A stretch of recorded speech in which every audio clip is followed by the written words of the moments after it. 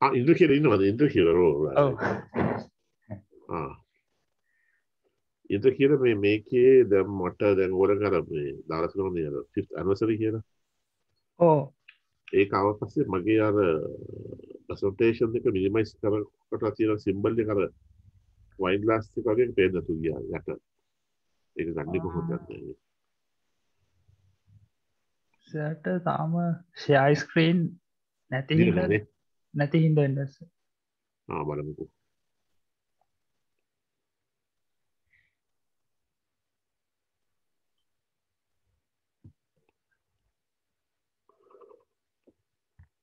දැන් පුළුවන්ද? දැන් පටන් ගමු නේද? හරි සර් පටන් ගන්න සර්. දැන් පටන් ගන්නද? සර් හරි සර් පටන් ගන්න සර්.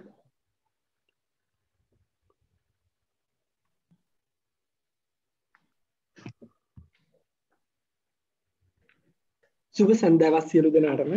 ශ්‍රී ලංකා වයිම්බ විශ්වවිද්‍යාලයේ පරිසර සංගමයෙහි 5 වන සංවත්සරය 2021යි 11/24 වන දින එනම් අද දින යෙදී ඇත. 2016යි 11/24 දින ආරම්භ කෙරූ මෙම පරිසර සංගමය විශිෂ්ට කාර්යයන් මෙම වැඩසටහන් පවත්වා අතිසාර්ථක ලෙස මෙම ගමන පැමිණ ඇත. FAPM Nature Team පරිසර සංගමයේ මාසික දේශන ලෙසටත් පරිසර සංගමයෙහි 5 වන සංවත්සරය වෙනුවෙන් අද දින දේශනය පවත්වනු ලබන්නේ වර්තමානයේ පුරාවිද්‍යා පශ්චාත් උපාධ්‍යායතනයේ පුරාසත්ව විද්‍යා පරීක්ෂකයෙකු ලෙසට අනෙකුත් විශ්වවිද්‍යාලයෙහි බාහිර කතිකාචාර්යකු වන කැලුම් මනමේන්ද්‍ර ආරච්චි මහතාය. පාෂාණභූත විද්‍යා පරීක්ෂකයෙකු වශයෙන් ශ්‍රී ලංකාවේ ජුරාසික මයොසීන හා ප්ලයිස්ටොසීන පොසිල පිළිබඳ පරීක්ෂණ සිදු කොට ඇති කැලුම් මනමේන්ද්‍ර ආරච්චි මහතා විසින් අනාවරණය කර ගන්නා ලද නව පොසිල සාධක ගණනාවකි. එම නිසා මේ විෂයෙහි විශේෂත්වය දරන මෙතුමා විසින් අද දින දේශනය ලෙස ප්ලයිස්ටොසීන යුගය යන මාතෘකාව ඔස්සේ හරවත් දේශනයක් පැවැත්වීමට ඉතාමත් ගෞරවයෙන් යුතුව ආරාධනා කර සිටිනවා. එමෙන්ම දේශන අවසානයේ ඔබට ප්‍රශ්නයක් ඇතනම් ඇසීමට හැකියාව ඇති අතර යම් ගැටලුවක් ඇතොත් chat box එක ඔස්සේද ඔබගේ ගැටලුව ඉදිරිපත් කිරීමට හැකියාව ඇත.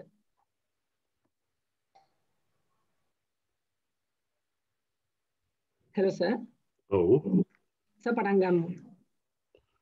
හරි පොඩක් ඉන්නම් මට ඔයාලට සහගයක් දෙන්න මේ වැඩේට.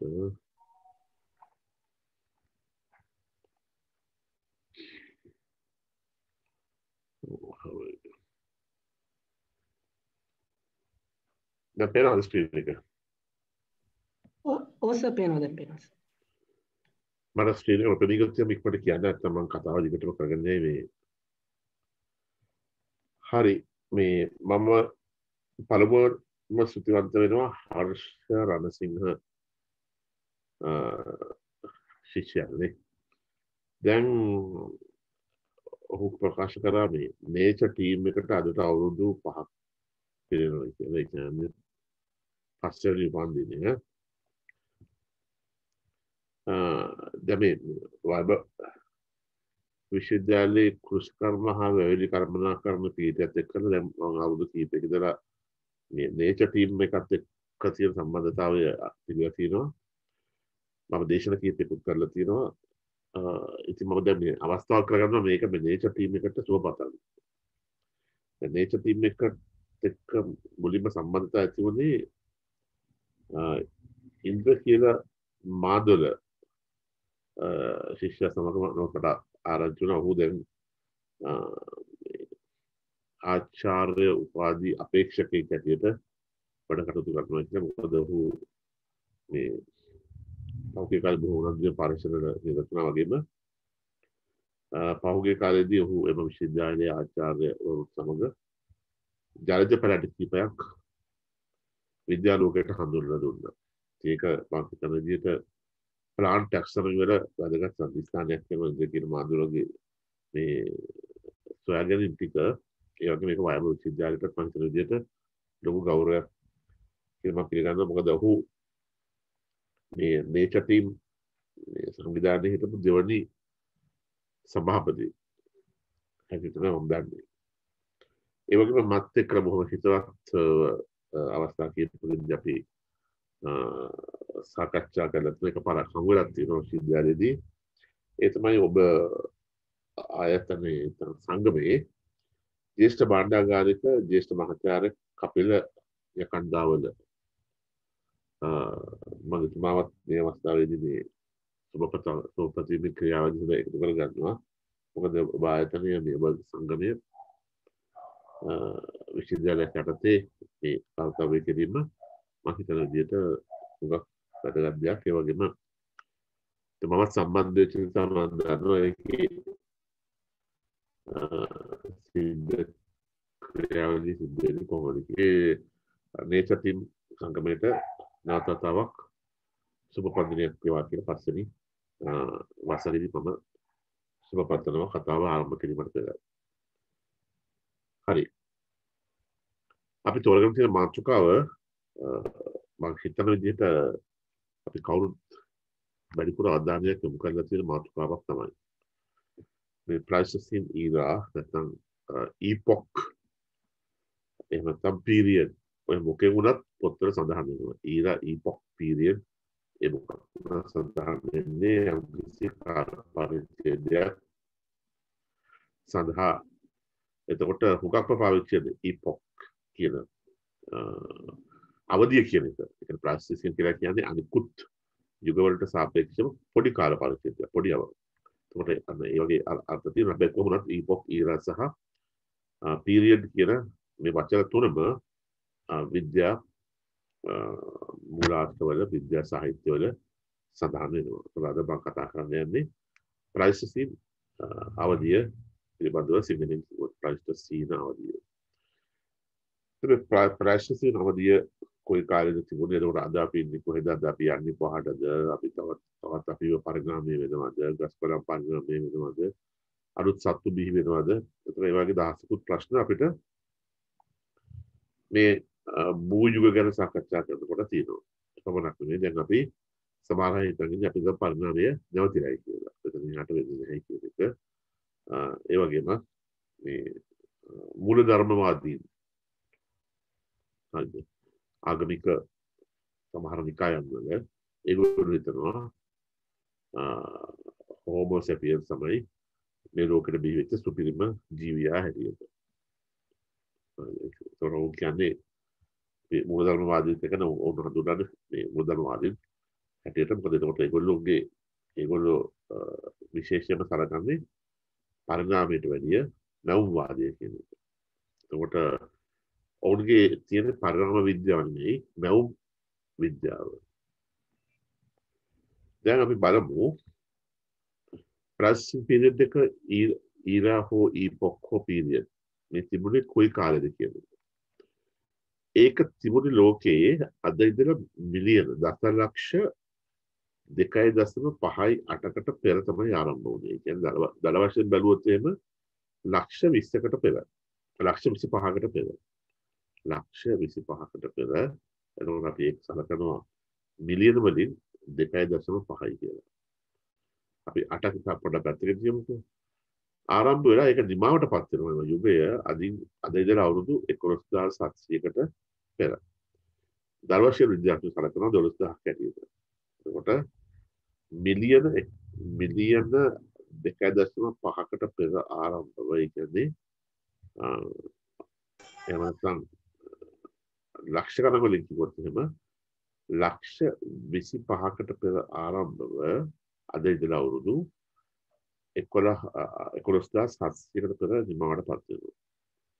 දැන් මේ 11700 දී ලංකාවේ ගත්තොත් ලංකාවේ රජගොඩ ඉඳලා නැණි කවුරුත් 11700කට කලින් ජීවත් වුණේ බලංගොඩ මානවය. බලංගොඩ මානවය තමයි ওই කාල පරිච්ඡේදයේ හිටියේ. ඒ බලංගොඩ මානවය කාල පරිච්ඡේදය තමයි ඒවා යුගය නිමාවටපත් වෙන්නේ. එතකොට මේ යුගය නිමාවටපත් වෙලා දැන් අපි අද ඉන්නේ කොහෙද එතකොට බැලුවොත් එහෙම. අපි අද ඉන්නේ හොලෝසීන අවධිය, හොලෝසීන යුගය, හොලෝසීන ඕනකි සඳහන් කරන්න පුළුවන්. එතකොට ඒක ආරම්භ වුණේ අපි ඉස්සෙල්ලා කිව්වා වගේ අද ඉඳලා වසර 11700කට පෙර. වර්තමාන දක්වා මේක දිවෙනවා, තවත් ඉස්සරහට යනවා. නමුත් දැන් විද්‍යාඥයෝ බලනවා මෙතනට මේක නවත්තලා වෙන යුගයක් ආරම්භ කරන්න හොඳයි කියලා. හරි අපි ඒක ගැන සාකච්ඡා කරමු ප්‍රශ්න අහන වෙලාවේදී. හොලෝසීනේ තමයි දැන් අපි මේ ඉන්නේ. එතකොට අපගේ රජගොල්ලෝ හිටියේ ඊළඟට අපි වැව් අමුණු බැන්දේ ඊළඟට අපි බ්‍රාහ්මී අක්ෂර ඉගෙන ගත්තේ ඊළඟට උතුරු ඉන්දියාව සහ ඔය සේද මාර්ගයේ මුලින්ම වෙනදාම පටන් ගන්න එකට ලංකාව සම්බන්ධ වුණේ ඒ ඔක්කොම සිද්ධ වුණේ හොලෝසීනේ. ඒතකොට හොලෝසීනේ කියනකොට හොලෝසීනේ කියන්නේ මේ මිනිස්සු අපි ප්‍රමුඛ අපි පමණක් විශේෂත්වයක් කරන අවධියක්. එතකොට ප්ලයිස්ටොසීනය ඉතිරිය වෙනස් මොකද ඒකේ අපගේ බලපෑම එච්චරම තිබුණේ නැහැ පරිසරයටත් ඒ වගේම අනිත් දිශානති වලට. උඩ දැන් ඔන්න අපි හොලෝසීනේදී සම්පූර්ණයෙන්ම පෘථිවියත් අපි අතුළුව අපි උත්සාහ කරනවා අපේ ළඟම තියෙන අභ්‍යවකාශය නැත්නම් මේ අහසේ වපසරිය අල්ලගන්න. එතකොට ඊට අමතරව හඳ ඈත තියෙන ග්‍රහලෝකයක් හැටියට ඒ වගේම අපගේ ප්‍රබල රටවල් ඒගොල්ලන්ගේ තාක්ෂණය පාවිච්චි කරලා චන්ද්‍රිකා යවනවා ඒකත් ඒගොල්ලන්ගේ බලය පැතිරීමේ ක්‍රමවේදයක් තමයි. ඒක තමයි හොලෝසීනය ගැන කතා කරොත්. එතකොට මේ තියෙන්නේ මේකේ ඕනෑම පොඩි අපහසුතාවයක් ඇති මේ තමිල් පාට කොටුවක් කියලා තියෙනවා. නමුත් ඔක සාමාන්‍යයෙන් එනවා යනවා. හරිද? ටිකක් තමයි කරන්න තියෙනවා. මේ තියෙන්නේ අපගේ වසර බිලියන ගණනාවක භූ යුග වල අවසාන කෙලවර තමයි මේ තියෙන්නේ. අන්තිම කෙලවර. ඒතකොට පුදුමයකට වගේ මේ ක්වාටර්නරි ප්ලයිස්ටොසීන් අද අපි කතා කරන මාතෘකාවේ අධ්‍යයනයෙන් වෙහෙලා තියෙන කළු පාට තියෙනක වෙනස් නේද? හරිද? පොර පේනති මේ යටම තියෙන ජුරාසික් ක්‍රටේසියස්. මේ ක්‍රටේසියස් ඉවර වෙන්නේ මිලියන 65කට කලින් ඉතින් මේ පැත්තෙන් දාන ඒ කියන්නේ මිලියන. ඊට පස්සේ ටර්ටාරියන් ඊට පස්සේ ක්වාටර්නරි කියන පීරියඩ් එකට එනවා අවධි දෙකක්. එකක් තමයි ප්ලයිස්ටොසීන් අනිත් එක හොලෝසීන්. ක්වාටර්නරි. හරි? ක්වාටර්නරි. එතකොට මේ ක්වාටර්නරි වලට මේ සමාන මේක මේ බැහැලා තියෙන මේ ඒක මගේ දෝෂයක් නෙවෙයි මම දැනගෙනවා ඒක. හරි. එතකොට ප්ලයිස්ටොසීන් හොලෝසීන්යයි ක්වාටර්නරි වල තමයි තියෙන්නේ. මොන එතකොට ක්වාටර්නරි වලට අයිති වෙන්නේ අවධි දෙකයි ඒ තමයි ප්ලයිස්ටොසීන් හොලෝසීන්. ඊට කලින් තිබුණේ ප්ලයෝසීන්. ඊට කලින් තිබුණා මයෝසීන්. මයෝසීන් අපිට ඉතාමත් වැදගත් වෙන්නේ ඇයි? මානව පරිණාමයේ ප්‍රබලතම සම්දිස්ථාන තමයි මයෝසීන් අවධිය. ඒක මිලියන 25කට 24කට පෙර ආරම්භව මිලියන 5කට පෙර නිමවටපත් වෙනවා. ඒ අවධිය. මේ තමයි මානව පරිණාමයේ මූලික ක්‍රියාවලිය ටික සිද්ධ වෙන්නේ. මානව පරිණාමය. එතකොට ඊළඟ ක්ලිමාටාවන්වත් වඳුරන්ගේ පරිණාමය තවත් එහාට යනවා. ඊට කලින් දින ඔලිගොසීනය, ඉයෝසීනය, පැලියෝසීන. ඊට පස්සේ ක්‍රටේසියස් පටන් ගන්නවා මේ පැත්තෙන්. එතකොට ක්වාටර්නරි වල මම කිව්වා ප්ලයිස්ටොසීන සහ හොලෝසීන කියන අවධි දෙක තිබෙන බව. මේ තියෙන්නේ ඒක. අපි අද සාකච්ඡාව කරන්නේ මේ අවසාන අවධියට පෙර අවධිය පිළිබඳව. හැබැයි අපේ කතාව අන්තිම හරිය වෙනකොට හොලෝසීනය සම්බන්ධ කරගන්නවා. අපි මොකද එහෙම නැතුව ඒක කතා කරගන්න බැරි නිසා. හැබැයි දැන් මතක තියාගන්න ක්වාටර්නරි වල බෙදුම් දෙකක් තියෙනවා. එකක් තමයි ප්ලයිස්ටොසීන් සහ හොලෝසීන්. හරි. ඊළඟට ගත්තොත් එහෙම තව ඔය දිග්ගුවක් මෙතන පෙන්නන්න ඕලන්ට. ඒකම තමයි හැබැයි පොඩි වෙනසක් තියෙනවා. මේ තියෙන ප්ලයිස්ටොසීන්. මේ තියෙන ප්ලයිස්ටොසීන්. ප්ලයිස්ටොසීන් තව පොඩි අවධි. හරිද? අපි කියනවා ඒජස් කියලා අවධි තියෙනවා 1 2 3 4ක් තියෙනවා. හරිද? එතකොට 4ක් තියෙනවා. ඒව වල යම් වෙනස්කම් නිසා තමයි විද්‍යාඥයෝ ඒ බෙදීම් කරලා තියෙන්නේ. විශේෂයෙන්ම ෆොසිල වල යම් වෙනස් වාර්තා වීම මේ 4ට ආවේනිකව සිද්ධ වෙලා තියෙන නිසා විද්‍යාඥයෝ ඒක වෙන් කරලා තිනවා අවදි 4කට තවත්. එතකොට එහෙම නැත්නම් ඒක තවත් ආකාරයකට බැලුවොත් එහෙම මුල් අවදිය, මධ්‍ය අවදිය සහ පසු අවදිය, පශ්චාත් අවදිය හැටියට ගන්න පුළුවන් තවත් ක්‍රමයකින්. හැබැයි මෙතන ප්‍රධාන අවදි 4ක් වෙනවා. අනුයුග 4ක් තියෙනවා. ලයිසන්ස් එකේ. හරි. මොකෝරත් එක තියෙන්නේ ක්වාටර්නරි පීරියඩ් එකක් ඇතුළත තමයි මේ දෙකම තියෙන්නේ. ඔයගොල්ලෝ දන්නවා මීට අවුරුදු මිලියන 65කට කලින් ඒ කියන්නේ ක්‍රටේසියස් යුගයේදී මේ ලෝකෙට කඩා වැටුණා කිලෝමීටර 10යි වැඩි කිරීම 10 පමණ ලොකු උල්කාවක්. ඒ උල්කාව කඩාගෙන වැටුනේ අද අපි උතුරු ඇමරිකාව සහ දකුණු ඇමරිකාව ඔය වෙන්වෙන හරියට වැටුනේ මුහුදට. හොඳ මතක තියාගන්න දැන් ලෝකයේ විස්කම්භය කිලෝමීටර 12000යි. 12000ට වැඩි පොඩ්ඩක්. ඒ වගේ මේ වැටිච්ච උල්කාව සයිස් එක කිලෝමීටර 10 වැඩි කිරීම 10. හරි. අපි තාවඩ මේකට එකතු කරලා 15 වැඩි කිරීම 15 කියමු බලන්න. හරි. සාමාන්‍ය කියන්නේ 10 වැඩි කිරීම 10 තමයි කියන්නේ. ඒ කොහොම වුණත් පෘථිවියේ විශ්කම්භයත් එක්ක බැලුවාම ඉතාමත්ම කුඩා ප්‍රමාණයක කොටසක් තමයි වැටුනේ. මම කියන්නේ පෘථිවියේ විශ්කම්භයත් එක්ක සාපේක්ෂව බැලුවාම. මේ වැටුනේ මුහුදට. වැටුනේ මිලියන 65කට කලින්.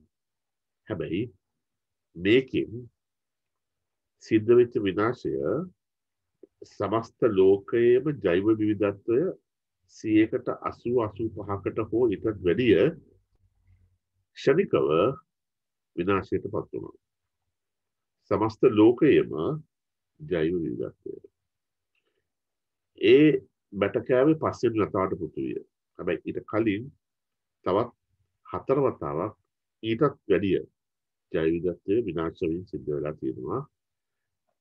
ජෛව විවිධත්වය විනාශ වෙනවා ආයි සංකෘප්ත තත්ත්වයට පත් වෙනවා ආයි විනාශ වෙනවා ආයි සංකෘප්ත තත්ත්වයට පත් වෙනවා. කොහොමම 4 පාරක් වෙලා පස්වෙනි පාර තමයි මීට මිලියන වසර මිලියන 65කට කලින් සිද්ධ වුණේ. මහා වද වීම. mass extinction එකක් සිද්ධ වුණා. ලෝකෙම එතකොට ඒ තමයි පස්වෙනි එක යමන් කිව්වේ ඊට කලින් 4ක් සිද්ධ වෙලා තියෙනවා කියලා. එතකොට ජියොලොජිස්ට්ලා භූවිද්‍යාඥයෝ ඒ වගේම අභ්‍යවකාශ විද්‍යාඥයෝ චිත්‍ර ශිල්පීන් එකතු වෙලා මේ අදා තියෙන්නේ එම උල්කාව අර උතුරු සහ දකුණු ඇමරිකාව අතර තියෙන මුහුදට කඩාගෙන වැටෙනවා. එය වැටෙනකොට වායුගෝලීය ගැටීම නිසා දැඩි තාපයක් විදහාලමින් ඉතාමත් වේගෙන් තමයි මුහුදට වැටෙන්නේ. එතකොට හැබැයි මතක තියාගන්න මේ වගේ විශාල උල්කාවක් වැටෙනකොට කවදාකවත් ඒක තනියම හුදකලා වැටෙන්නේ නැහැ. ඒ අභ්‍යවකාශයේදී තවත් කැලි බවට පත් වෙලා ඒ කැලි හැමතැනම විසිරෙනවා. විද්‍යාඥයෝ විශ්වාස කරනවා මේ කිලෝමීටර් 10 වැඩි කිලෝමීටර් 10 උල්කාව වැටුණ තමයි උනාට ඒක පවණක් නෙවෙයි වැටුනේ. තවත් ඒක වගේ 100 ගුණයක් හෝ 160 ගුණයක සුඹුම් වැටෙනවා කියලා. ඒක විශාල ප්‍රමාණයක්. ඒ ඔක්කොම ගිනිගෙන ඉතාමත් වේගයෙන් පෘථිවියට පතිත වුණා. ඒ වගේ විද්‍යාඥයෝ විශ්වාස කරනවා ඒ ආපෝ කොටස් වල රේඩියේෂන් විකිරණශීලීතාවය තිබුණා කියලා. එතකොට මේ පොළොවට කිඳා බැස්ස මේ උල්කාව කියනවා උල්කාවේ පීඩනය පිට උනේ ලෝකයේ අනිත් පැත්තේ. මේ වැටිච්ච ස්ථානය ගත්තොත් මේ වැටිච්ච ස්ථානයේ හරියටම ගණනය කරලා ලෝක අනිත් පැත්ත බැලුවොත් එහෙම අනිත් පැත්ත ඉන්නේ කවුද දන්නවද? ඉන්දියාවයි අපි තමයි ඉන්නේ. එතකොට මේකේ පීඩනය පිට උනේ ඉන්දියානු සාගරේ. ලංකාවත් ඉන්දියාවත් අතර ওই මුම්බායි හරිය තමයි පිට උනේ එක පීඩනය. එතකොට ඒ පැත්තේ බැලුවොත් විද්‍යාඥයෝ මේ ඒක පතිත වෙන එක විද්‍යාඥයෝ සහ චිත්‍ර ශිල්පී හදපු ආකාරය මේ තියෙන්නේ උතුරු සහ දකුණු ඇමරිකාව අතර තියෙන මුහුදේ පතුලේ තියෙන ආවාටය කිලෝමීටර් 150ක විස්තම්භයකින් යුක්තයි. ඒක නම චුක්සූලු ක්‍රේටර් තමයි කියන්නේ. හරි චුක්සූලු ක්‍රේටර් තමයි මේකට ඉදිරියට නම. එතකොට මෙහි මං කිව්වා වටිච්ච උල්කාව පොළොවට කිදා බැස්සයි කියලා. ඒකෙන් පීඩනය පිට වුණයි කියලා ලෝකයේ අනිත් පැත්තේ. ඒ සමස්ත ක්‍රියාවලිය නිසා විද්‍යාඥයෝ විශ්වාස කරනවා ලෝකයට ඉරේලිය ලැබුණ නැහැ කියලා වසර 100ක් පමණ. ඒ කියන්නේ පොළොව අවිස්සලා ගිය දූවිල්ලයි ඒ ගිනිගෙන දැවුණු කොටස් වලින් වනාන්තර ගිනිගත්තයි කියලා කියනවා. ලැබු ගිනිගත උනායි කියලා. ලැබු ගිනි කියන්නේ වනාන්තර සම්පූර්ණයෙන්ම ගිනිගත් උනායි කියලා කියනවා. එතකොට ඒ ඇතුළේ දුම් රොටු සහ උල්කාව පොළොවට පතිත වීමේදී ඒ වායු ගෝලයට එකතු වෙච්ච දුම් රොටු මේ ඔක්කොමත් එක්කලා බැලුවොත් වසර 100ක් සූර්යාලෝකය ලැබුණ නැහැ කියලා පෘථිවියට. එතකොට එහෙම බැලුවොත් එහෙම කොළ පාට ශාක ඒ කියන්නේ සූර්යාලෝකයේ ශක්තිය හැටියට පාවිච්චි කරලා කාබන් ඩයොක්සයිඩ් ප්‍රෝජනට අරගන්න ආහාර නිෂ්පාදනය කිරීමේ ක්‍රියාවලියක් සහ එම ශාක වලින් ඔක්සිජන් මුදාහැරීමේ ක්‍රියාවලිය නැවතීම නිසා ජීවිත තවදුරටත් ජීවත් වීමේ අපහසුතාවය ඇති වුණා. ඔවුන් ඒක නිසා තමයි විද්‍යාඥයෝ කියන්නේ 180කට වැඩි ජෛව විවිධත්වය විනාශ වුණා කියලා. ලොකු ඩයිනෝසෝර් සම්පූර්ණයෙන් වගේ සහමුලින්ම ලෝකෙට තොරන්නා මේ චිත්‍ර ශිල්පියා පෙන්නන්නේ T-Rex කියන ලෝකෙ හිටපු තමත්ම ප්‍රබල ශක්තිමත් උග්‍ර මාංශ භක්ෂකයෙකුගේ අවසානය සිද්ධ වෙලා තියෙනවා. ඔහුගේ සැකලි පද්ධතිය ක්‍රමක්‍රමයෙන් පොළොවට මිහිදන් වෙමින් පවතිනවා. මලානික සූර්යයා තවදුරටත් ඈත අහසේ පායන වුණාට හරි සූර්යාලෝකයක් ලැබෙන්නේ නැහැ. වායුගෝලයේ කාබන් ඩයොක්සයිඩ් ප්‍රමාණය වැඩි වුණා. ඒ වගේම ජලයේ කාබන් ඩයොක්සයිඩ් ප්‍රමාණය වැඩි වුණා. ඔක්සිජන් සාන්ද්‍රණය අඩු වීම, අම්ල වැසීම, ශාක නිෂ්පාදනය කරන ආහාර නොවැඩීම, ඒ වගේම ශාක භක්ෂණයේ යෙදුණු සතුන්ට ආහාර නැතිවීම, ඒ වගේම ඒ සත්තු බැරිච්ච නිසා මාංශ භක්ෂකයන්ට ආහාර නැතිවීම, අවසානයේදී ලෝකයේ ඉතුරුනේ දීර්ඝ කාලීනව බඩගින්න ඉන්න පුළුවන් සත්තුත්, ඒ වගේම මලකුණු කාලා වැඩි කාලයක් ජීවත් වෙන්න පුළුවන් සත්තුත් පමණයි.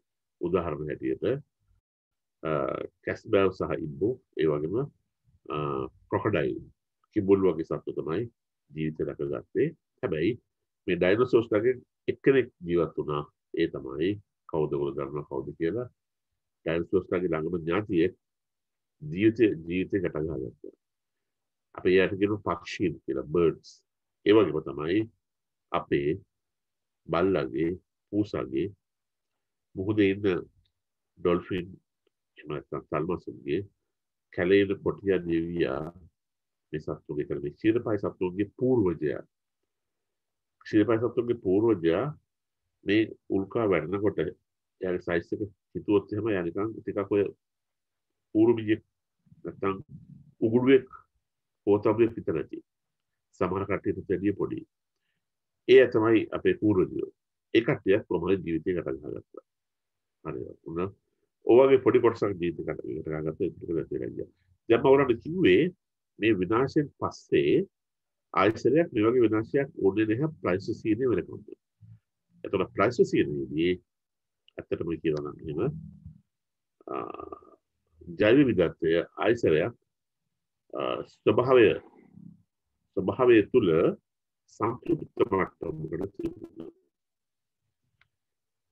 ඒ කොච්චර ඉහළ මට්ටමක තියනවද කිව්වොත් තමයි ලෝකයේ යෝධ සතුන් ගණනාවක් විශේෂයෙන්ම ක්ෂීරපායි මේ කාලේ වාසය කර පුදුවේ. මැමත්, ඊළඟට යෝධ වලස්සු, ඊළඟට බයිසන් වගේ සත්තු, ඒ වගේම ඔය බිලාල කුලයේ සමාජිකයෝ ගණනාවක්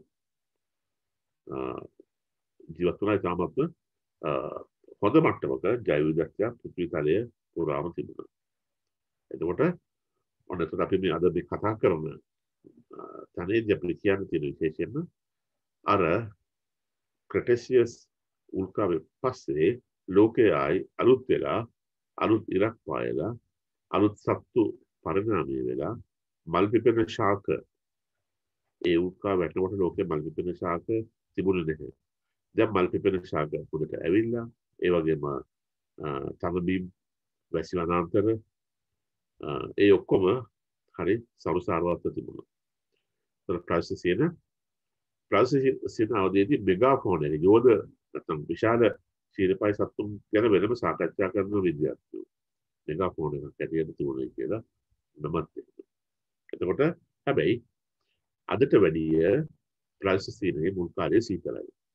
ඒකත් ඕක දැනගන්න. ප්‍රාසසිනේ අවසාන කාලයත් ඇත්තටම සීතලයි. ඉතින් ඒ නිසා ප්‍රාසසිනේට තවත් විද්‍යාඥයෝ කියනවා අවසාන ග්ලැසියර් සමය කියලා පාවිච්චි කරනවා. ලෝකයේ අවසාන ග්ලැසියර් ඉතුරු වෙච්ච කාල පරිච්ඡේදය හැටියට ඒක සඳහන්. මේ තියෙන්නේ ප්‍රාසසිනේ සාමාන්‍ය භූදර්ශනයක් මේ තියෙන්නේ. හැමතැනම හිම ඒ කියන්නේ වසර පුරාම වගේ හිම තියෙනවා. උගක් දැන් ඕක දන්නවා. දැන් අපේ ලංකාවේ හිම නැහැනේ. ඉන්දියාවෙත් ඇත්ත බැලුවොත් එහෙම අර එවරස්ට් පැත්තට උඩ කොටසට ඇවිල්ලා පල්ලෙහා හරිය හිම නැහැ. ඒ කියන්නේ සමකයේ දැන් හිම තියෙන සීමාව සමකයේ හුඟක් ඈතට ගිහිල්ලා තියෙනවා. සමකයේ කිට්ටුව දැන් හිම. හැබැයි ප්‍රාසසිනේ ඒග්‍රන්ථය ජර්මනිය ඔය ප්‍රංශ වගේ රටවල වැඩි ප්‍රදේශයක් හිමින් වැහිලා තිබුණා තියෙනවා. ඒ කියන්නේ සමකයේ ළඟට එනකම් හිම තිබුණා තියෙනවා. එතකොට මම කිව්වා ප්‍රාසසින මෙගාෆෝන් එක තමයි ඒක සලකන්නේ විද්‍යාඥයෝ නම දාලා තියෙන්නේ ඒ කාලේ හිටිය ලොකු සත්තු. ඕන ඉතාමත් විශාලයි. ඒක දන්නවා ඔය මවත් වූලි මවත් සමහර සත්තු අඩි 14ක් විතර උසයි. ඒක නදියකදී උගක් උසයි. දැන් ඉන්න අඩියකදී උගක් උසයි. ඒක අප්‍රිකානු වලියට උගක් සමානට පුළුවන් උසි. අපිට තමයි අපි කවුරුද දන්න ප්‍රාසසින ලෑන්ඩ්ස්කේප් එක. එතකොට ලෝකයේ තමත් හොඳ මට්ටමකට ජීවිත සම්පූර්ණ වෙලා හිටියා. ඒ කියන්නේ ඕනම පරිසර පද්ධතියකට අනුවර්තන වෙලා හිටියා. වියලි වෙන්න පුළුවන්, වැසි වනාන්තර වෙන්න පුළුවන්. ඒ වගේම ඔය ස්ටෙප්ස් වගේ තුන යායවල් වෙන්න පුළුවන්. ඒ හැමතැනටම හැම ශුද්ධ පරිසරයක්ම අල්ලගත්ත ජීවින් හිටියා. ඒතර මුහුදත් එමයයි, මිරිදියත් එමයයි, ගොඩබිමත් එමයයි. ඒතර වායව පක්ෂීන් සහ රාත්‍රී කාලයේදී වවුලෝ අල්ලගෙන හිටිය. මුහුද මෝරමාලු ඒ වගේම විශේෂයෙන්ම ගත්තොත් එහෙම ආස්තික මසුන් සහ කාඩ්ලෙජ් මසුන් ඒ පරිසර පද්ධතිය කොළල් පාර වෙන්න පුළුවන්, ගැඹුරු මුහුද වෙන්න පුළුවන්. අර විශාල මුහුද කියන්නේ මුහුද මැද හරිය මුකුත් නැන්නේ ඒ හරිය වෙන්න පුළුවන්. ඒ හැමතැනක්ම වගේ සතුන් සමුගේ නිකේතන හැටියට ඒවා අල්ලගෙන හිටියා. එතකොට තුලබිම් තිබෙන ප්‍රාසසිනේ තුන වලට පුරු වෙච්ච සතු ගොඩකුත් හිටියා. එතකොට මේ හැම එකක් බැලුවොත් එහෙම ක්‍රෙටේසියස් උල්කාවේ පස්සේ ඇතිවෙච්ච විනාශයෙන් පස්සේ නැවත වතාවක් ලෝකයේ අලුත් වෙලා සම්පූර්ණ ආකාරයකට තිබුණා.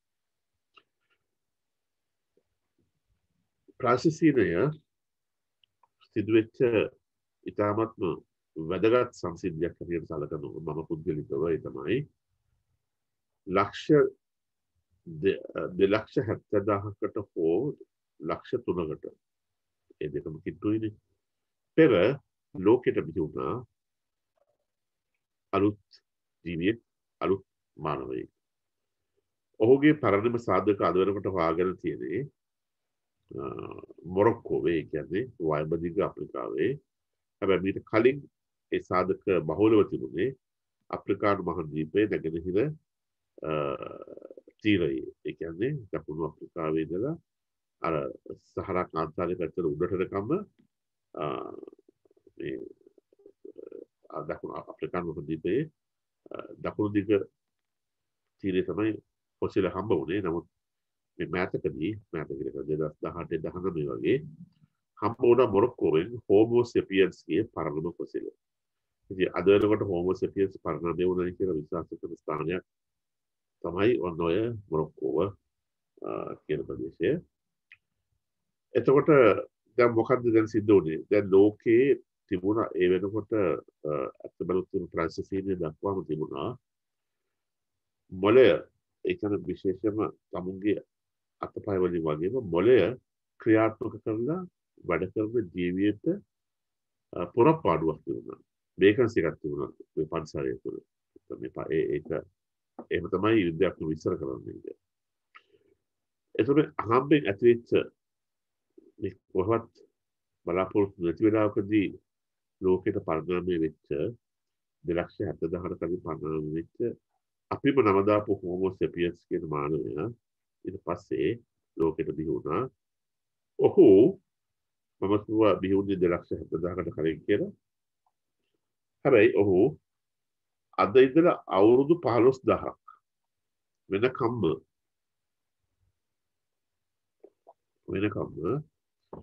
පරිසරයට කිසියම් හෝ හානියක් කරේ නැහැ. පරිසරයට කිසියම් හෝ හානියක් කරන්නේ ඔහු පරිසරයට සමාන්තරව තමයි ජීවත් වෙන්නේ. පරිසරයට සමාන්තරව. ඒ කියන්නේ පරිසරයට එරෙහිව ගියද. පරිසරයට එක්කම ගියේ උපදිච්ච දවසේ ඉඳලා අදින් වසර 15,000ක් වෙනකම්. මොකෝ මෑතකදී 15,000 කියලා කියන්නේ මානව පරිණාම කතන්දරයේ හෝ ලෝකයේ මේ ජීවිතයේ ඉතිහාස කර කනකොට 15,000 කියලා කියන්නේ හරිම පොඩි කාල පරිච්ඡේදයක්. ඔහු හිටියේ පරිසරයට එක්කලා. පරිසරයට හානියක් කරන්නේ නැහැ, වෙනස්කම් කරන්නේ නැහැ. ඒක රිද්දෙව්වේ නැහැ. හැබැයි ඊට පස්සේ කතා කරමු මේ ප්ලයිස්ටොසීනය. ප්ලයිස්ටොසීනය අද අපි ගත්තොත් අද අපිට ප්ලයිස්ටොසීනයෙන් මානවයා හෝමෝ සෙපියන්ස් අපිට අයින් කරන්නට බෑ. ඒ තමයි ඒ බැඳීම. අද ඔගොල්ලෝ දන්නවා අද විද්‍යාවේ සියලුම අතුරු මාතෘකා කතා කරන ඒවා භෞතික විද්‍යාව වෙන්න පුළුවන්, රසායන විද්‍යාව වෙන්න පුළුවන්, පරිසර විද්‍යාව වෙන්න පුළුවන්, උද්භිද විද්‍යාව වෙන්න පුළුවන්, ජීව විද්‍යාව වෙන්න පුළුවන්, මනෝ විද්‍යාව වෙන්න පුළුවන්, ඇස් පිළිබඳ විද්‍යාව වෙන්න පුළුවන්, කාස්‍ය පිළිබඳ විද්‍යාව වෙන්න පුළුවන්. ඕනෑම විෂයක් අපි සාකච්ඡා කරනකොට එහි ප්‍රධානතම කෙනා ප්‍රධානතම වස්තුව වුණත් වෙන්නේ මිනිසයා. මනුෂ්‍යයන්ගේ තොර අපිට මේ පරිසර පිළිබඳව කිසිම දෙයක් හිතන්න බෑ. විශේෂයෙන්ම ප්ලයිස්ටොසීනයේ අවසානයේදී හොලෝසීනයේදී අපි එක සාකච්ඡා කරන පොඩ්ඩක් පස්සට දාමු. අපි බලමු ප්ලයිස්ටොසීනයේ සිද්ධ වෙච්ච මේ දේවල්. දැන් මොනවද මේ මිනිස්සු ටික කරන්නේ? බලන්න ඒ මිනිස්සුන්ගේ සමීපයේම ගැවසෙනවා කැලේන වල් සතුන්. ඒගොල්ලෝ හැව නැති තැනක ඒගොල්ලන්ට අවශ්‍ය කරන යම් දෙයක් නිර්මාණය කරනවා. ඒගොල්ලන්ගේ කාන්තාව දරුවෝ බලා ගන්නවා.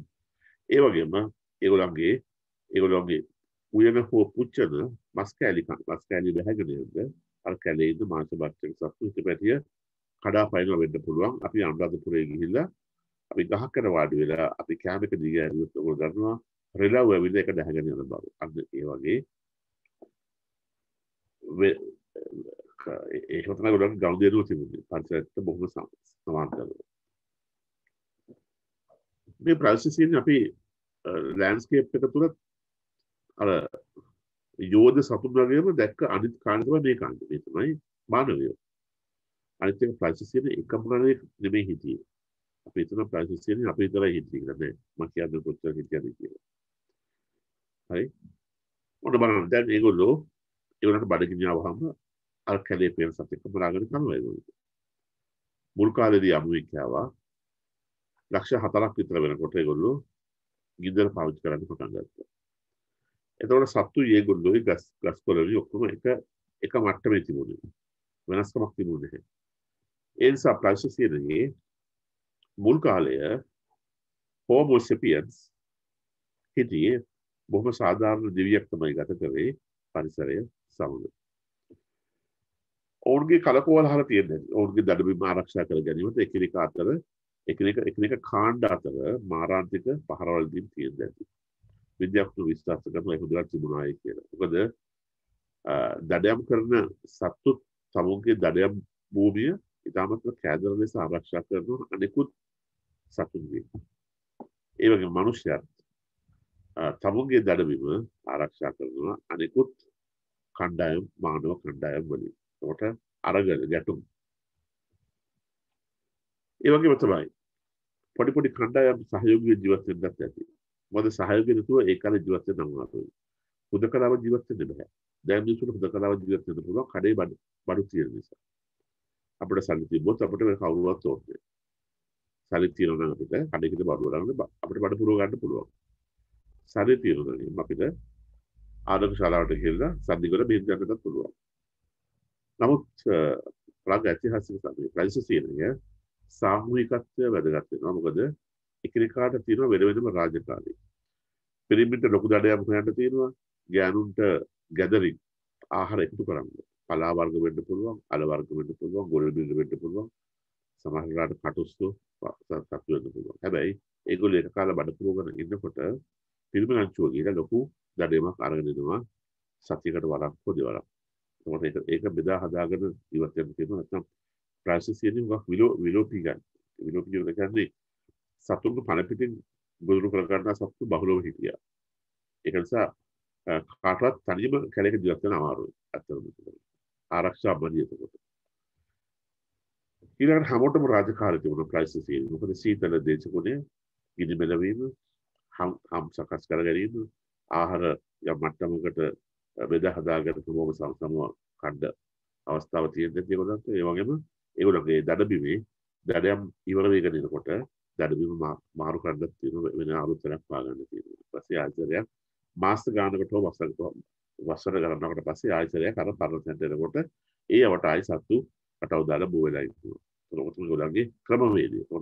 මේ ප්‍රොසෙස් එකේ ඇත්තටම කියනවා නම් මේ මිනිස්යාගේ දෙකලා කල්පනා කරලා බලනකොට හරි අමුතු දෙයක් ඒක. මම කියන්නේ 2075 කලින් ප්‍රාචීනයේ Homo sapiens පරිණාමය වුණා කියලා. ඔහු පරිණාමය දෙකක් හිටියේ නේද? ඔහු පරිණාමය වෙලා පරිණාමය වෙච්ච අප්‍රිකානු මහද්වීපයෙන් ඔහු එළියට ආවා. අවස්ථා කීපයකදීම එළියට ආවා. අමතක කරන්න එපා අපි Homo sapiensලා. අපි ඔය අප්‍රිකානු මහද්වීපයෙන් එළියට ආවේ අදිවසර ලක්ෂයකට හෝ 1,50,000කට කලින් වෙන්න පුළුවන්. හැබැයි විද්‍යාඥයන් මේ වෙනකොට තුගක් සාධක තියෙන්නේ ඔය 70,000කට කලින් ආවයි කියනවා. හරිද? ඒ වුණාට තේරෙන විදිහට බැලුවොත් ඊට කලින් ඇවිල්ලා තියෙනවා. ඕකෙන් ඔය අප්‍රිකානු මහද්වීපයෙන් අපි එළියට එන්න ඉස්සෙල්ලා කියන්නේ Homo sapiens වල එළියට එන්න ඉස්සෙල්ලා තව ගිය කාණ්ඩයක් තිබුණා ප්‍රධාන වශයෙන්. ඒ තමයි Homo erectus. ඒ පීකින් පස්ස කාලෙකදී පීකින් මෑන් කියලා කිව්වේ. ජාවා මෑන් පීකින් මෑන් අන්න ඒගොල්ලෝ. ඒගොල්ලෝ කොච්චර දුර ආවද කිව්වොත් එහෙම මෙතනින් එළියට ඇවිල්ලා ඒගොල්ලෝ ඉන්දියානු ගොඩබිම හරහා ගිහිල්ලා මෙතන මේ හරිය තියෙන චෞකෝටිය චීන දූපත්වල පදිංචි වුණා. කොච්චර දුරක් ගිහින් ඒගොල්ලෝ. මිනිස්සු Homo sapiens වලුත් ඒක තමයි. ඒගොල්ලොත් ආවේ ඒගොල්ලොත් ඇත්තටම ඒගොල්ලෝ අප්‍රිකානු මහද්වීපයේ එළියට ඇවිල්ලා හැරුනේ යුරෝප පැත්තට මේ ගියේ ඒගොල්ලෝ. ඒගොල්ලෝ හැරුනේ ඉර නගින පැත්තට. ඒ කියන්නේ නැගෙනහිර පැත්තට. මේ තමයි ඒගොල්ලෝ ආවේ. හැබැයි යුරෝපෙට ගියා. නමුත් යුරෝපෙට යනකොට මේ ආසියානු කලාප ඒගොල්ලෝ කොලොනයිස් කරලා ඉවරයි. මෙහාට යන්න බෑ. හේතුව තද හිම සහ සීතලයි. හැබැයි ඒ වුණාට ඒගොල්ලෝ මෙහාට නොගියට මෙතන සිටිය වලගේ ඥාති. ඒ තමයි Homo neanderthalensis. ඒගොල්ලෝ මෙතන පදිංචි වෙලා හිටියා. ඒගොල්ලෝ මෙතන පමණක් නෙවෙයි ඒගොල්ලෝ ආසියාවේ මධ්‍යම ආසියාව හරියට වැඩිලා හිටියා ඒගොල්ලෝ. ඒ කියන්නේ අපි රුසියාව කියන හරියේ සයිබීරියාව කියන හරියේ ඔය ඉන්දියාවට උඩින් ඔය ඉන්දියානු ත්‍රිකෝණාකාර ගොඩබිම හැටම උඩට බැලලා හිටියා සීමා බැලුවොත් වන්නේ හරියට අල්ටායි පොදු දක්වම බැලලා හිටියා කවුද නියන්තරවරු ඒගොල්ලෝගේ පැතිරීම මේ පැත්ත දිගටම තිබුණා. ඒගොල්ලන් පැතිරීම බැලුවොත් එම ලෝකෙස් චිරස් පැතිරීමක් තිබුණා විශේෂ පටියක් වගේ. ඒ පටිය බැලුවොත් මේ පටිය හිම මිදෙන සීතල අයිස් වගේ පරිසර පද්ධතියක් වෙන පටියක් තමයි ඒගොල්ලෝ ඒ බෙල්ට් එකට මේගොල්ලෝ හිටියේ. එතකොට Homo sapiens සොල්බෙතේ ඇවිල්ලා ආසියාව ශ්‍රී ලංකාව තු ලංකාවේ බලගොඩ මානවයත්ලා ගන්න ඒගොල්ලෝ හැටියට මේ පැත්තෙන් බැලුවොත් ඉන්දුනීසියානු දූපත් ඊළඟට ඕස්ට්‍රේලියාවට ගියා මේ පැත්තෙන් ඕස්ට්‍රේලියානු නැගෙනහිර පැත්තේ දූපත් වලට ගියා අවසානයේදී චීනය සහ ජපානයේ පැත්තේ උඩින් ගිහිල්ලා ඉවරලා මෙන්න මේ හැටි තියෙනවා බෙරිං සමුද්‍ර සන්ධිය. ඒක තරණය කරලා උතුරු ඉන්දියාවට ඇතුළු වුණේ විද්‍යාඥයෝ සලකන්නේ 15000කට හෝ 30000කට කලින් 15000කට හෝ 30000කට කලින් කියලා. එතකොට ඉරෙක්ටස් ගිහිලා තිබුණා සේපියන්ස් එකත් ගිහිලා තිබුණා ඊට පස්සේ මේ තමයි ප්‍රයිසස් කියන්නේ ගත්තොත් එම ලෑන්ඩ්ස්කේප් එකේ සිද්ධ වෙච්ච දේවල් ටික. දැන් මේ ජීවිත විශේෂයෙන්ම මානව මේක ගමන් කරනකොට ඒගොල්ලෝ නිකම් නෙමෙයි ගමන් කරන්නේ. ඒ කියන්නේ ප්‍රයිසස් එකේට අදාළ ජීවිත සමග ඒගොල්ලන්ගේ ලොකු ගනුදෙනුවක් තියෙනවා. ඒ ගනුදෙනුවත් එක තමයි මේ පැතිරීම සිද්ධ වෙන්නේ. ඊළඟට කල්පනා කරලා බැලුවොත් එහෙම මේ විශේෂම ඉරෙක්ටස් ගිරන් තිබුණේ අප්‍රිකාවේ ගෙදරන් ඒගොල්ලෝ සීමා සහිත ප්‍රදේශයක පමණයි පැතුරුනේ. හැබැයි Homo sapiens ඒ කියන්නේ ලෝකයේ තිබිච්ච හැම තැනකම අල්ලගන්න පුළුවන් යන්න පුළුවන් හැම තැනකටම ගියා ඒගොල්ලෝ. දැන් මම කියන්නේ මේ යුරෝපෙට යන්න බැහැ කියලා ඒ කාලේ වෙනකොට නෑ. ඊට පස්සේ ඒගොල්ලෝ සතුන්ගේ ලොම් කබා අරගෙන හෙලි අරගෙන මේ හිම විතරේ කරා ඊට පස්සේ. මොකද ඒගොල්ලන්ට Homo sapiens කියන ප්‍රයිසස් එකේ ලැබිච්ච දැනුම ඒ දැනුම අනුව ඒගොල්ලෝ කල්පනා කරලා බැලුවා අපිට මේ හිම තරණය කරගන්න මොකද්ද කරන්න තියෙන්නේ. ඒකනම් හිමේ ජීවත් වෙන සත්තු වගේ අපිට ලොකු ලොම් ආවරණයක් තිබුණා නම් අපිට ඒක තරණය කරගන්න පුළුවන්. ඒතර ප්‍රයිසස් ඒ කියන්නේ ප්‍රයිසස් එකේදී අවසාන කාල පරිච්ඡේදයේ පරිණාමය වෙච්ච Homo sapiens මුළු ලෝකෙම අස්සපුල්ලක් නාර දූපත් පවා අල්ලගත්තා.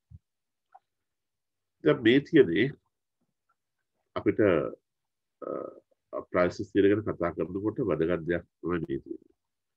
අපි හුඟක් සාකච්ඡා කරන ජෛව විවිධත්වය පිළිබඳව සතුන් සහ ගස්කොළන් පිළිබඳව පරිසරය.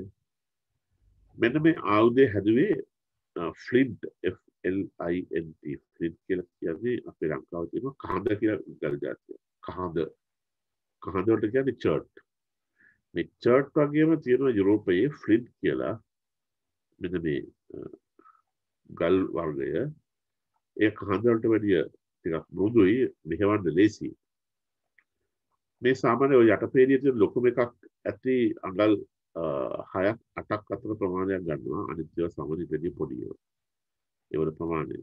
ඔතන ස්කේල් එක උදාහරණ කරලා පෙන්නන්න. මේ තමයි හෙලි තුඩවල්. ස්පියර් හෙඩ්ස්. හෙලි තුඩ. දිගලිය කරගෙන ලිය කෙලවර පොඩ්ඩක් පළලා මේක චොට්ටක් ඇතුළට දාලා වැල්පොට වලින් ගැට ගන්නවා. මෙන්න මේකට පුරාවිද්‍යාඥයෝ කියන්නේ මරණයේ ආයුධය කියලා. හරි මරණයේ ආයුධය. අර උතුරු ඇමරිකාවට ඇතුළු වෙච්ච බෙරින් සමුද්‍ර සන්ධිය හරහා ගිය පිරිසක් ගියා. විද්‍යාඥයෝ හිතන්නේ ඒ පිරිස බොහෝ විට තරුණ කණ්ඩායමක් වෙන්න ඇති කියලා. ඒ කියන්නේ ඔවුන් දන්නවා විනෝද චාරිකාවක් යන්න කොහොමද? හරි කට්ටියක් එක්කලා යනවා 30ක් 40ක් විතර. දවස් 3-4ක් දක්වා හැතනක ඉන්නවා නම් එහෙම අපි තමු ඒගොල්ලෝ ගිහලා සිංහරාජයේ ඉන්නවා දවස් 3ක් විතර. ඒගොල්ලෝ නවතිනවා ඒ ඇතුළේ තියෙන ගෙදරක.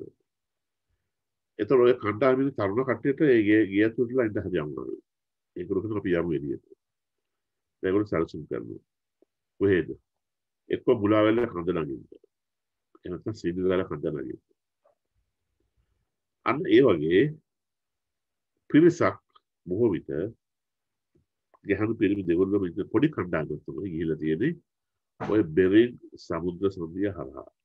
ඔය ගිය කාලේ විද්‍යාඥයෝ කියනවා බෙරින් සමුද්‍ර සන්ධිය හරහා මුහුදනේ. දැන් මේ තියෙන විතර මුහුද තියෙන්නේ. නැග මුහුද. ගොඩබිම් දෙක කිට්ටුවටම තිබුණාට නැග මුහුද.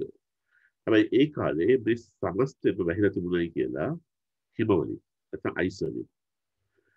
එතකොට මෙතනින් පිටත් වෙච්ච මේ කට්ටියට උරට පේරෙද්දී කොච්චර දුරක් යන්න තියෙනවද අයිස් කාන්තාරයක් උඩ. ඒ කියන්නේ ගිය පිරිසගේ සැලකුණු ප්‍රමාණයක් බරන්නත් ඇති. හැබැයි කොහොම හරි ගිය කට්ටියක් ඉන්නවා. ඒක හොයාගන්න තියෙන පසු කාලෙකදී දැන් ඉන්න ඇමරිකානු ගෝත්‍රික ජනතාවගේ රුධිරයේ තියෙන විවිධත්වය ජාන විවිධත්වය යන තමයි හොයාගන්න තියෙන්නේ. ගිය පිරිස පොඩි පිරිසක් තමයි ගියලා තියෙන්නේ. ඒ සමහර 7ක් 8ක් 9ක් 10ක් වගේ පිරිසක් තමයි ගියලා තියෙන්නේ. ඒ පිරිසක තමයි පස්සේ කාලෙකදී ඔය පල්ලෙහාට ගම්ම රතු ඉන්දියානුවන්ගේ සිට දිගට පල්ලෙහාට ගම්ම ඔය කට්ටිය ඇති වුණේ.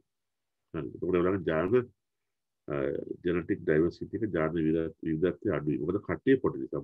ඒගොල්ලන්ගේ පස්සේ කට්ටිය ලොකු වුණාට කට්ටිය ලොකු කට්ටියක් ඇති වෙන්න ආවේ පොඩි කට්ටියක්. ඒ පොඩි කට්ටිය නිසා උනා ජාන විවිධත්වය අඩු වෙනවා. ජෙනටික් ඩයිවර්සිටි එක අඩු වෙනවා. එතකොට ඒගොල්ලෝ ප්ලයිස්ටොසීනයේදී මේ ලොකු මහද්වීපයට ඇතුළු වුණා. ඒ ඇතුළු වුණට මේ මහද්වීපයේ හිටපු මෙගාෆෝන ලොකු සත්තු කවදාවත් තමුන්ට ළඟට ඇවිල්ලා පහර දෙන සතුරෙක්ව දැකලා තිබුණේ නැහැ. දැන් සතුත් ඉගෙන ගන්නවා මිනිස්සු ගහනකොට සතු දැනගන්නවා මෙයා තරජනය කියලා. ඒක සතු කරන්නේ පලා ඒගොල්ලෝ පහර දෙනවා. දැන් අර ක්ලෝවිස් ගල් ආයුධයක් අරගෙන දිග හෙලි අරගෙන මේ උතුරු ඇමරිකාවට ඇතුළු වෙච්ච මුල්ම ජනතාව මං කිව්වා කාදාද ඒකට ඇතුළු වෙන්නේ කියලා අදිවසර 15000කට හෝ 30000කට පෙර ඒ දෙකම පිළිගන්නවා 15000කට වෙන්න පුළුවන් 30000කට වෙන්න පුළුවන් ඇතුළත මේ ජනතාව අවුරුදු 15000ක් ඇතුළත පොඩි කාලයක් ඇතුළත සමස්ත උතුරු ඇමරිකාවේ හිටපු යෝධ සත්තු ටික ඔක්කොම ඝාතනය කරා. ඒ ඝාතනය කරේ කොහොමද? අර ක්ලෝවිස් ආයුධයෙන්. ඔවුන්ට පසු කාලයකදී විද්‍යාඥයෝ කියලාගත්ත ක්ලෝවිස් කල්චර් කියලා. ක්ලෝවිස් සංස්කෘතිය. දරපු මිනිස්සු. අර ආයුධය නම. ඒක තමයි එතකොට ඒ මරණයේ ආයුධය අරගෙන මේ සත්තු මැමත්ලා ගාවටම ගිහලා තමයි යන්නේ. මොකද මම දැනන් හිටියේ ඒගොල්ලෝ මරණ්ඩයි මේ එන්නේ කියලා. ඒගොල්ලන්ට පුරුද්දක් තිබුණේ. ඒ වගේම විශ්වාස කරන සමහරක් වල එක දවසේ මමත් 7 දෙනෙක් මරලා තියෙනවා කියලා. එක දවසේ. මමත් 7ක් මරු බවට සාධක තියෙනවා. අතන මමත් 7 දෙනෙක් මරලා මොකක් කරන්නද ඉතින්? කණ්ඩ දොච්ච ප්‍රමාණය. නමුත් සතුන් මරලා තියෙනවා. සමූල ඝාතනය කරලා තියෙනවා. අන්න බලන්න. එතකොට ප්ලයිස්ටොසීනයේදී උල්කාවකින් සතු නැති වුණාට උල්කාවක් වැටලා සතු වඳ නොවුනත් වෙනම හේතු ගිනි කඳුළු පුරන සතු වඳ නොවුනත් මීට අවුරුදු 2,70,000කට හෝ 3,00,000කට පෙර උපත ලැබුව පරිණාමය වූ මේ මානවයා විසින් පටන් ගත්තා මීට අවුරුදු 15,000කට පමණ පෙර සිට සත්ව ඝාතනය. ඒක ඔවුන් ආහාර පිණිසත් විනෝදය පිණිසත් දෙකටම වෙන්න පුළුවන්. ඉතින් උතුරු ඇමරිකාව කියලා කියන්නේ කොච්චර ලොකු මහද්වීපයක්ද? හැබැයි අද බලනකොට ඒකේ ප්ලයිස්ටොසීන් මෙගාෆෝන එක තියෙන්නේ ෆොසිල තත්ත්වයේ පමණයි. සම්පූර්ණයෙන්ම වඳ වෙලා ගිහිල්ලා වඳ කරලා තියෙනවා. හරි එතකොට only when you are free don't make it. එතකොට මේ චිත්‍ර ශිල්පෙන් අඳලා තියෙන එක ඒ බරක් කර ගන්න එපා. එතකොට ඒ ක්ලෝවිස් ආයුධයෙන් මේ තියෙන ඒගොල්ලෝ මමත් මරනවා මමත් කව ළඟට ගිහලා තමයි මරලා තියෙන්නේ. ඒක පැහැදිලි වෙලා තියෙනවා පුරාජයක් පුරාතන තියෙනවා. මේ චිත්‍රවල සම්පූර්ණයෙන්ම දකින්නේ ක්ලෝවිස් ආයුධය සහ ක්ලෝවිස් කල්චර් එකට අදාළ පිරිමි මෙගාෆෝන් එක සම්පූර්ණයෙන්ම එක්ස්ටෙන්ඩ් කරනවා වද කරනවා. බලන්න මේ චිත්‍රය කොච්චර ලස්සනද තියෙනවද කියලා.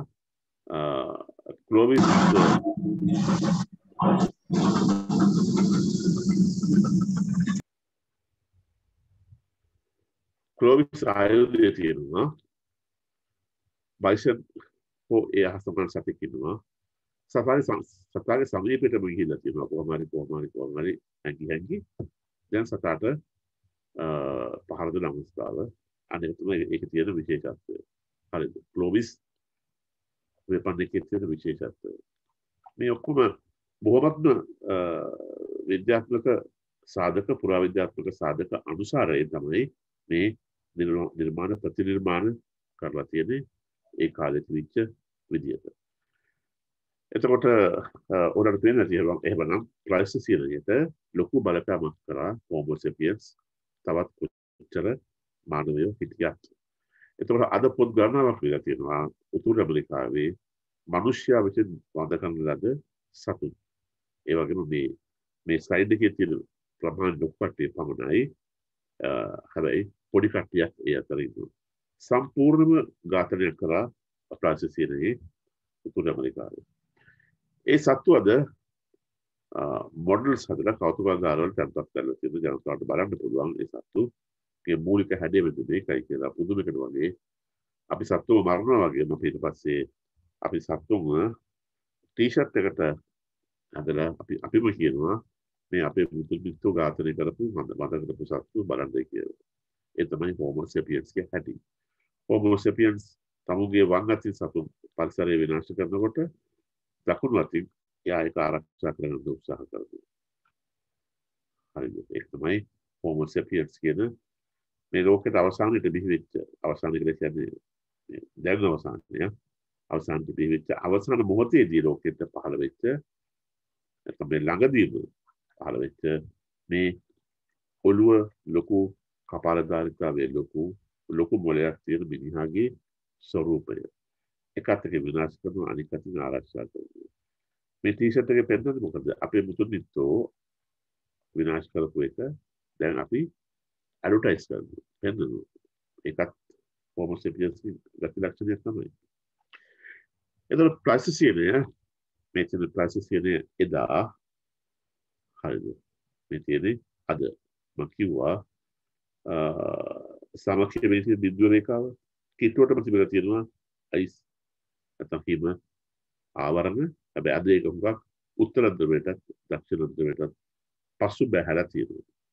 තවදුරටත් අයිස් අඩු වෙවි මුහුද උඩට එනවා. මේ මොනවාද? මේ තමයි ග්ලැසියර. උත්තර ධ්‍රවයේ විශේෂම උත්තර ධ්‍රවයේ දක්ෂිණ ධ්‍රවයේ තියෙන ග්ලැසියර. ඒ වගේම ඇල්ප්ස්, ඇන්ඩීස්, රොකි සහ එවරස්ට් කඳු උඩ තියෙනවා ග්ලැසියර තැන්පත් වෙලා. ඒවා එක කාලයකදී තැන්පත් වෙනවා, කාලයකදී පල්ලයට ගහනවා. ඊට පස්සේ ආයෙ තැන්පත් වෙනවා. ඒකේ වසරේ අර ඍතු හතරේ වෙනස්කමක් සිදු වෙනවා. ඒතකොට මේ ග්ලැසියර අද වෙන්නේ ග්ලැසියර දිය වෙනවා. අද උත්තර ධ්‍රවයේ දක්ෂිණ ධ්‍රවයේ කඳු උඩ ග්ලැසියර දිය වෙවි ඒවා මුහුදට එකතු වෙනවා. අපි ඒකට කියනවා ඇත්තම කියනවා ඒකට විද්‍යාවේදී කියලා කියන්නේ ජීවීමට කියන්නේ අන්තර් ග්ලැසියර තැන්පත් වීමට කියන්නේ ග්ලැසියර සමය. ග්ලැසියර සමයයි අන්තර් ග්ලැසියර සමයයි. ඒතර අන්තර් ග්ලැසියර වලදී ඒ තැන්පත් වෙච්ච අයිස් හිම ජීවීවි මුහුදට ඇවිල්ලා මුහුද ඉස්සෙනවා. අපි ඒකට කියනවා අන්තර් ග්ලැසියර. අපි ඒකට කියනවා අන්තර් ග්ලැසියරයක් කියලා. ආයිසරයක් මුහුදේ වතුර අරගෙන ඒවා තැන්පත් කරනකට අපි කියනවා ග්ලැසියරයක් කියලා. ඒක ග්ලැසියරකදී මුහුද මට්ටම පල්ලෙහා යනවා. අන්තර් ග්ලැසියරකදී මුහුද මට්ටම ඉස්සෙනවා. ඒතර අපි අද ඉන්නේ මුහුද මට්ටම ඉස්සෙන කාල පරිච්ඡේදයක්. අපි ඒකට කියනවා අන්තර් ග්ලැසියරයක් කියලා. මෙන්න බලන්න. ඉන්ටර්ග්ලේෂියල් එකදී වෙන දේවල් මේ තමයි ග්ලැසියරකදී තැන්පත් වීම. ඉන්ටර්ග්ලේෂියල් වලදී ඒක පහළට කඩාවැටි වැඩි මුහුද වතුර දී වෙනවා. එතකොට මුහුද ජල මට්ටම ඉස්සෙන්නේ අනික තමයි හේතුව. මේ තියෙන්නේ නිල් පාටින් තියෙන මුහුද අනෙක් දුමුරු පාටින් තියෙන ගොඩබිම. ඔබට තේරෙනවා ඇති. ඔන්න මම ඉලක්ක කරලා ඒ තමයි පර්මනන්ට් අයිස්. ඒ කියන්නේ ග්ලැසියර් වල තියෙන ජීවෙන්නේ නැති අයිස් තියෙනවා. අයිස් තත්ත්වයක් අනිවාර්යයෙන්ම තියෙනවා. ඒකට උඩින් තියෙනවා ග්ලැසියර් වලදී තැන්පත් වෙන අයිස්. යට තියෙනවා හැමදාම තියෙන අයිස් තත්ත්වයක්. ඒක උඩ තමයි තියෙන්නේ. අර කාලෙන් කාලෙට දිය වෙන සහ ආයි තැන්පත් වෙන ග්ලැසියර් තත්ත්වයක් තියෙනවා. එතකොට මෙන්න මුහුදේ මුහුද මට්ටමේ ජල මට්ටම මෙන්න ග්ලැසියර් වලදී ඉස්සර ජල මට්ටම. අර යට රේඛාව තමයි සාමාන්‍ය මුහුදට මුහුදේ මුහුද මට්ටම. අර උඩ නිල් පාට හරස් රේඛාවේ කියන්නේ ඉන්ටර්ග්ලැසියරයක්. ඒ කියන්නේ අර උත්තර ධ්‍රවයේ දක්ෂිණ ධ්‍රවයේ ඇල්ප්ස් ඇන්ඩීස් කඳු උඩ ග්ලැසියර ජීවලා මුහුද ඉස්සර කොටස තමයි තියෙන්නේ. ඒක සමහර වෙලාවට මීටර් 100ක් කියලා විද්‍යාඥයෝ කියනවා. නමුත් ඒක සාධාරණව ගත්තොත් එහෙම ඔය කාල පරිච්ඡේදය තුළ මුහුද ඉස්සෙනවා මුහුද මට්ටම ඉස්සෙන මීටර 80ක්. ඒක හිතන්නකෝ බලන්න මීටර 80ක් මුහුද ඉස්සෙනවා මුළු ලෝකෙම මොන ජල පදයක්ද මීටර 80ක් ලෝකෙම මුහුද මට්ටම ඉස්සෙනවා. හරිද? අන්න ඒක තමයි අපි කියන්නේ ඉන්ටර්ග්ලේසියර් වලදී high sea level. හරිද? එතකොට මේ තමයි low sea level එක තමයි අර ඉතලේ යට තියෙන්නේ. එතකොට high sea level එකක් එන්න නම් අර ගොඩබිම තියෙන අර මෙතන තියෙන මේ glacial මේවා හිම ටික දියලා මේකට එක්කම වෙන්න ඕනේ. එතකොට ආයිසරයක් මේක විදිච්ච කාලෙට සම්පූර්ණයෙන්ම පර්මනන්ට් එක උඩින් glacial ice විදුනහම මේ මුහුද මට්ටම පල්ලෙහාට. මොකද ඒක තමයි වතුර ගන්න. ඔනෝක අතුම් කියනවා විශේෂ දෙයක්. ඊපස්සේ ආයිසරයක් වෙනපත් වෙනවා ආයිදී වෙන කාලෙකට.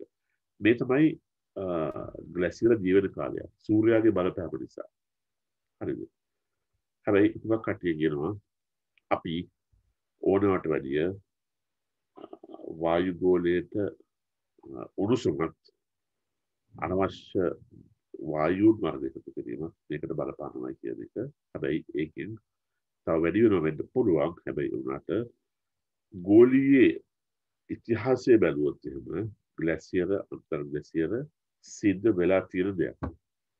අනේකත් පුතේ තියන්නේ. හරිද?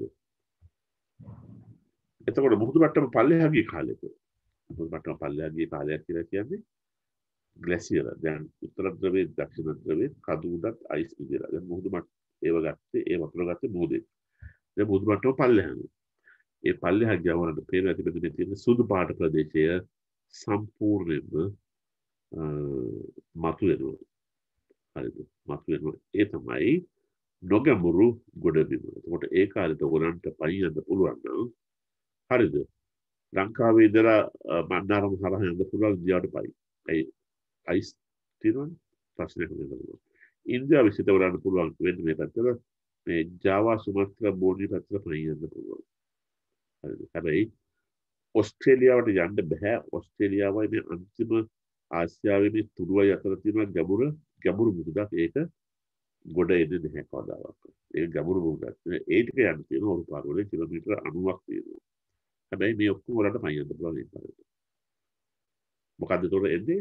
ඒ තමයි ග්ලැසියර් එක. දැන් තියෙන අන්තර් ග්ලැසියර් එක. හරි. එතකොට ග්ලැසියර් එකදී සහ අන්තර් ග්ලැසියර් එකදී ලංකාවත් ඉන්දියාවත් තත්ත්වය මොකද්ද? මේ තියෙන්නේ එකම සාගර තලයක තමයි ලංකාව ඉන්දියාව දෙකම තියෙන්නේ. අන්තර් ග්ලැසියර් එකදී මෙන්න මේ යට තියෙන මට්ටම මතුවෙනවා. මතුවනම ලංකාවත් ඉන්දියාවත් අතර කිලෝමීටර 100කට වැඩිය පළලින් ගොඩබිමක් මතුවෙනවා අපේ ලේසියෙන් පයින් යන්න පුළුවන්. ඒ අන්තර් ඒ ග්ලැසියර් එකදී හැබැයි දැන් ඒක වෙන්නේ නැහැ. දැන් වෙන්නේ අන්තර් ග්ලැසියර් එක අපි ඉන්නේ සාමුද්‍ර මට්ටම තවත් එන්න උඩට යනවා. හරිද? ඕකේ. ඒ සාධක පේන්න තියෙනවා අපේ මුහුදු පතුලේ. හරිද? මේ තියෙන්නේ මේ මුහුදු පතුල හරහා යන ගංගාවල් මේ මෑතක විතරම පාවිච්චි කරනකොට ඒක පැහැදිලි වෙලා තියෙනවා. ඒ වගේම කළුගඟ පැත්තෙනුත් උතුරු දකුණු ඉන්දියාවට සම්බන්ධකම් තිබුණයි කියලා ගංගාවලින් දැන් කියනවා. හරිද? මන්නාරම් ප්‍රදේශය පමණක් නෙමෙයි, හලාවත සහ මන්නාරම් අතර ප්‍රදේශය පමණක් නෙමෙයි, පල්ලෙහාට තිබිච්ච කළු ගඟේ පවා සම්බන්ධතා තිබුණයි කියලා දකුණු ඉන්දියාවත් කියනවා. හරි. එතකොට අපි කතා කරමින් ඉන්නේ ප්ලයිස්ටොසීනය පිළිබඳව. එතකොට මේ ප්ලයිස්ටොසීනය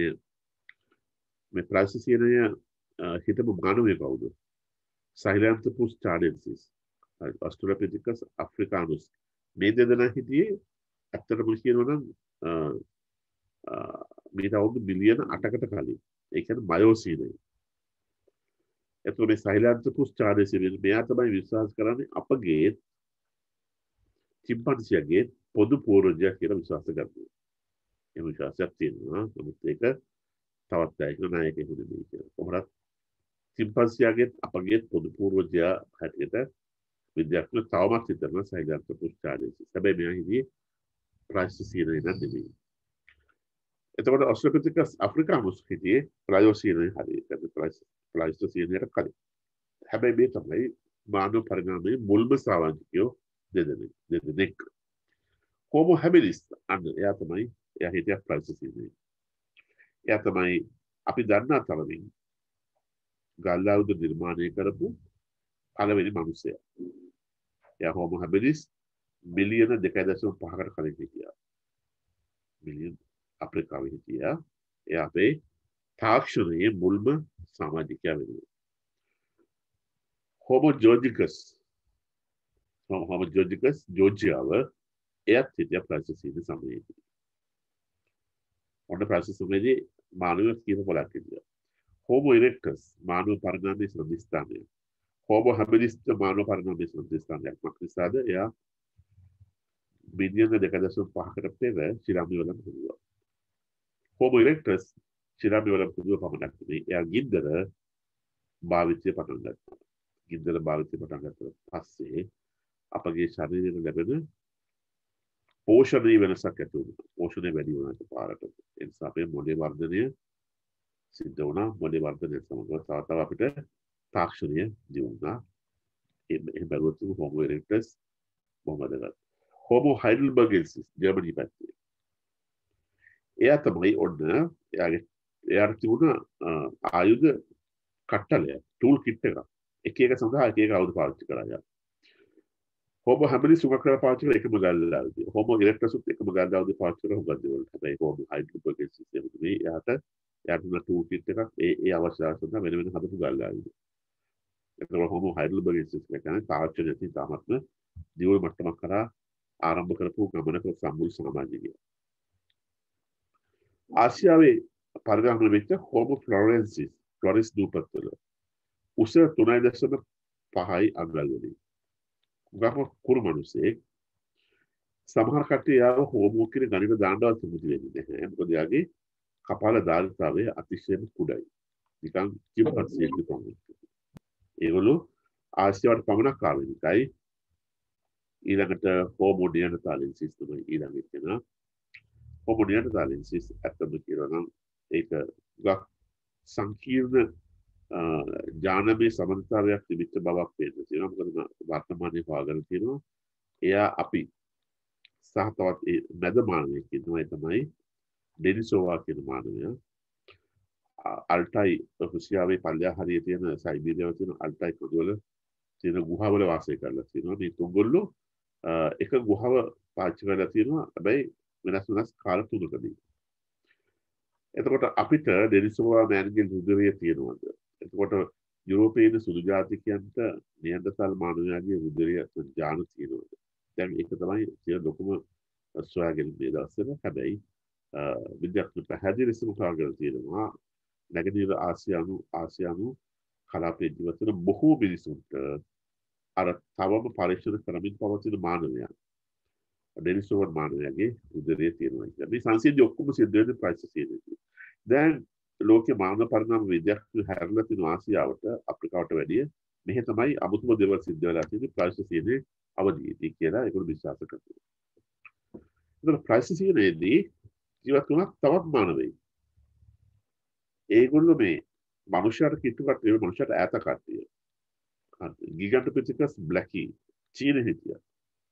මෙයා අර ගමයක් කුසයි. මෙයා ප්‍රාචීනයේ මැදක් දක්වාම හිටියා.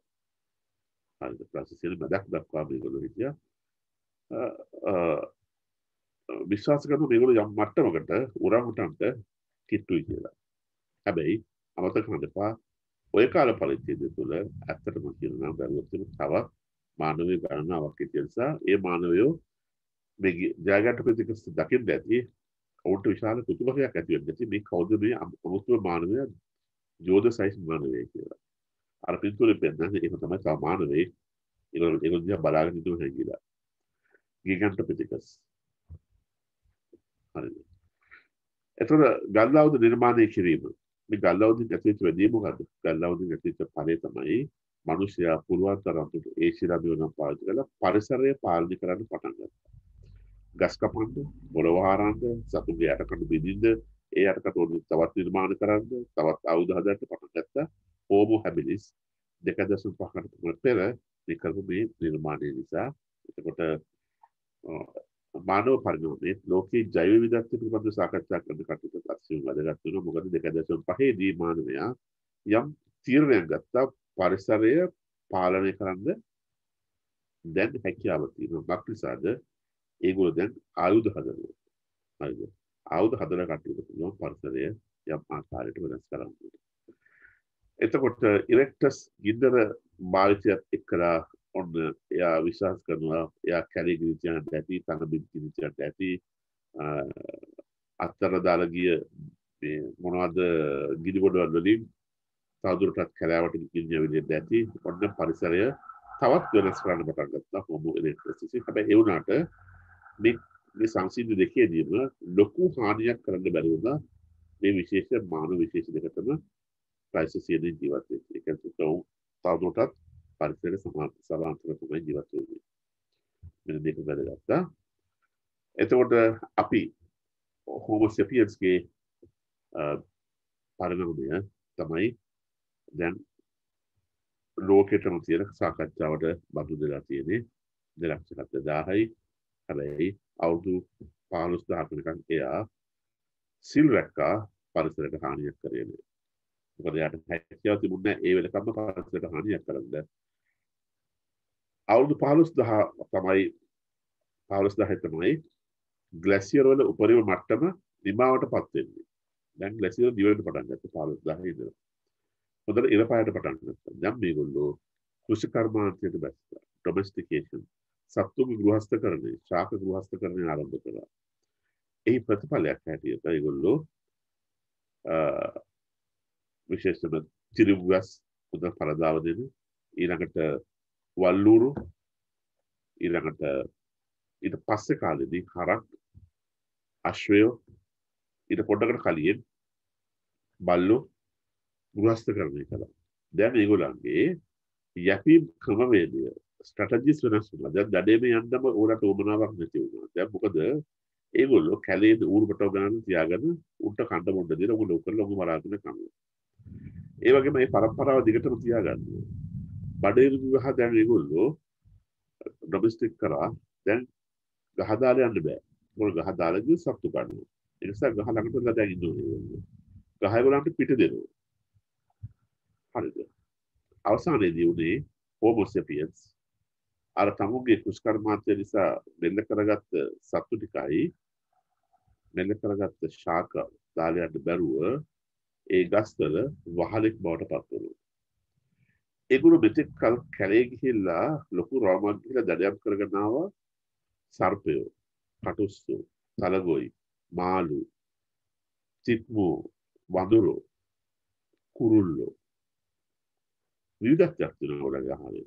ඒ ආහාරයට ඒගොල්ලෝ මහන්සි වුණා. කැලරිස් ප්‍රමාණයක් දහනය කළා. තව කැලරි ප්‍රමාණයක් හොයාගන්න. දැන් ඒගොල්ලන්ගේ ආහාරයේ විවිධත්වය අඩු වුණා. හරිද? පිටි වැඩි වුණා මේ ඔයගොල්ලන්ගේ ආහාරේ. හරි? දැන් ඒගොල්ලන්ට ඒගොල්ලෝ දැන් ලයිෆ් ස්ටයිල් එක වෙනස්. දැන් ඒගොල්ලන්ගේ බල ප්‍රදේශයේ වටේට ලීදරු වැටක් ගහන්න පටන් ගත්තා. ඇයි? ඒගොල්ලන්ගේ වවපු දේවල් සත්තු කනවා කැලේ ඉන්න. එහෙමනම් ගියත් එතනම හදාගත්තා. දැන් තවදුරටත් කුෂ්කර්මාන්තය නිසා ඕන මහලු බවට පත් වෙනවා. ඕන බලන්න සිද්ධ වෙච්ච දේවල් ටික පාරස් දාලා. ඒතර ප්ලයිස්ටෝසීන් කියලා කියන්නේ හරි පුදුම අවධියක් ඇත්තටම කියනවා නම් ඒක හැම පැත්තටම හිතන්න පුළුවන් අවධියක්. තවදුරටත් යන්න ඉස්සරහට. හොඳට තිබිච්ච වඩාවරණය ක්‍රමක්‍රමයෙන් අපි කපන්න ගත්තා අපේ අවශ්‍යතාවය සඳහා ගිනි තියන්න ගත්තා.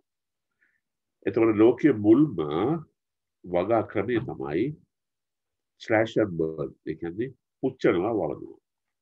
ඒක වැවුවා.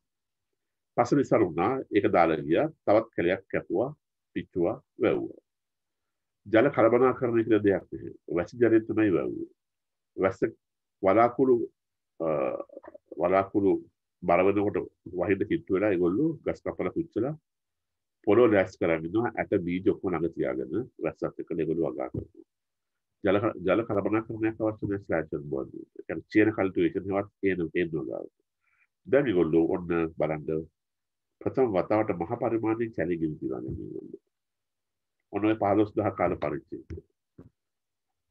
විශාල යායවල් පටන් ගත්තා. දැඩි සමහරට පුළුවන් වවන්න වෙන්නත් පුළුවන්. ඒගොල්ලන්ගේ අවශ්‍යතාවය. දැන් ඕන ක්‍රමක්‍රමයෙන් කලේ නැති වෙලා යනවා. 1800 ගණන් අපි කෙලිම පරිමුඛ එතනට කාර්මික විප්ලවය. කාර්මික විප්ලවයේදී මොකද උනේ යුරෝපයේ සමහර ගෙවල් වල වහල් වල සහ බිත්ති වල දුම්රුට බැඳුනාය කියලා කියනවා. ගස්වල කළු පාට දුම්රොට්ටු බැඳුනා කියලා කියනවා. හරිද? ඉවත් බවක් නැතුව දැන් ගල්ලඟුරු දහනය කරන ශක්තිය හොයාගන්න. දැන් මේ පිච්චර එය වලින් කාබන් ඩයොක්සයිඩ්, සල්ෆර් ඩයොක්සයිඩ් ඇතුළු තවත් අහිතකර වායු ගණනාවක් අපි මුදා හරිනවා. මේක අවුරුදු 2000 දී විතර ලෝකයටම මේක දරා ගන්න බැරුව වෙලා ලෝකීයටම බලවතුන් යම් යම් පරිසර හිතකාමී ඇති කරගත්ත සම්මුතිය.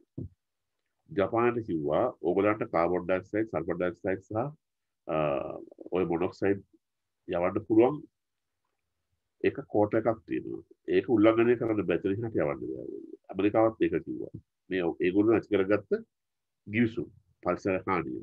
ඕසෝන ස්තරය, O3 ස්තරය කැඩෙන්න පටන් ගත්තා. ඒක කැඩුනොත් එහෙම සූර්යාගේ අනවශ්‍ය විකිරණ අපේ ඇඟට වැටලා අපිට චර්ම පිළිකා හැදෙන්නට පුළුවන්.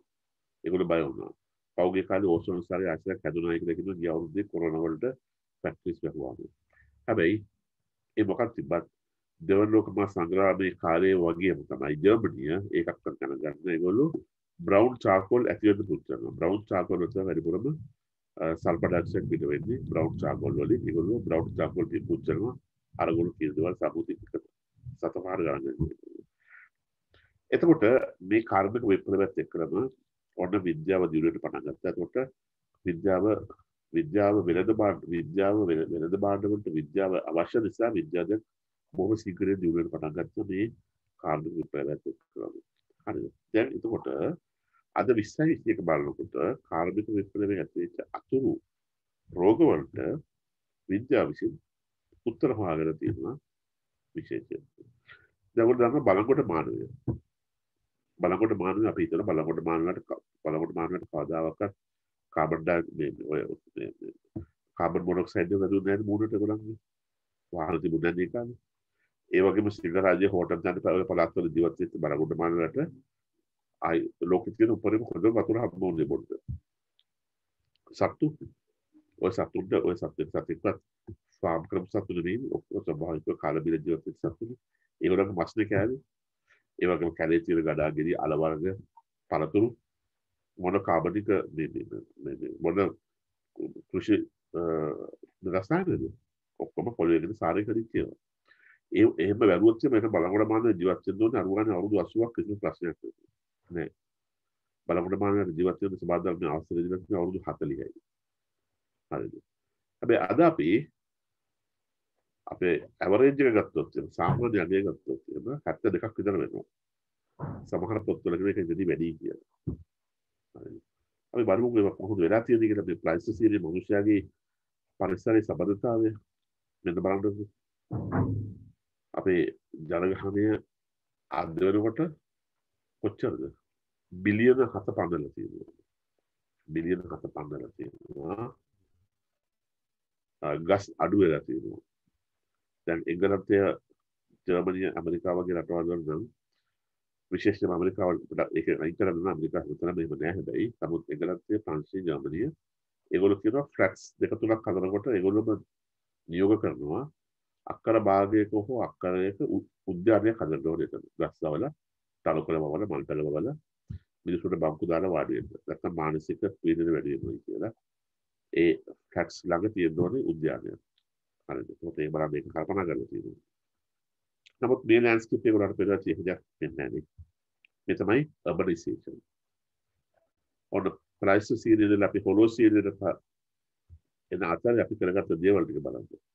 මෙන්න බලන්න. මේ තමයි අත්‍තරම කියනවා නේද? මොකද්ද අපි එකට කියන්නේ? අපි මේකට කියනවා පාරිභෝගික වාදය කියලා. පාරිභෝගික වාදය කියලා කියන්නේ අපිට අවශ්‍යයි කියලා කියන යන්ත්‍රෝපකරණ හදනවා වෙන සමාගම් විසින් විද්‍යාවෙන් කල්පනා කරලා ඒ අපිට අවශ්‍ය කරන දේවල්.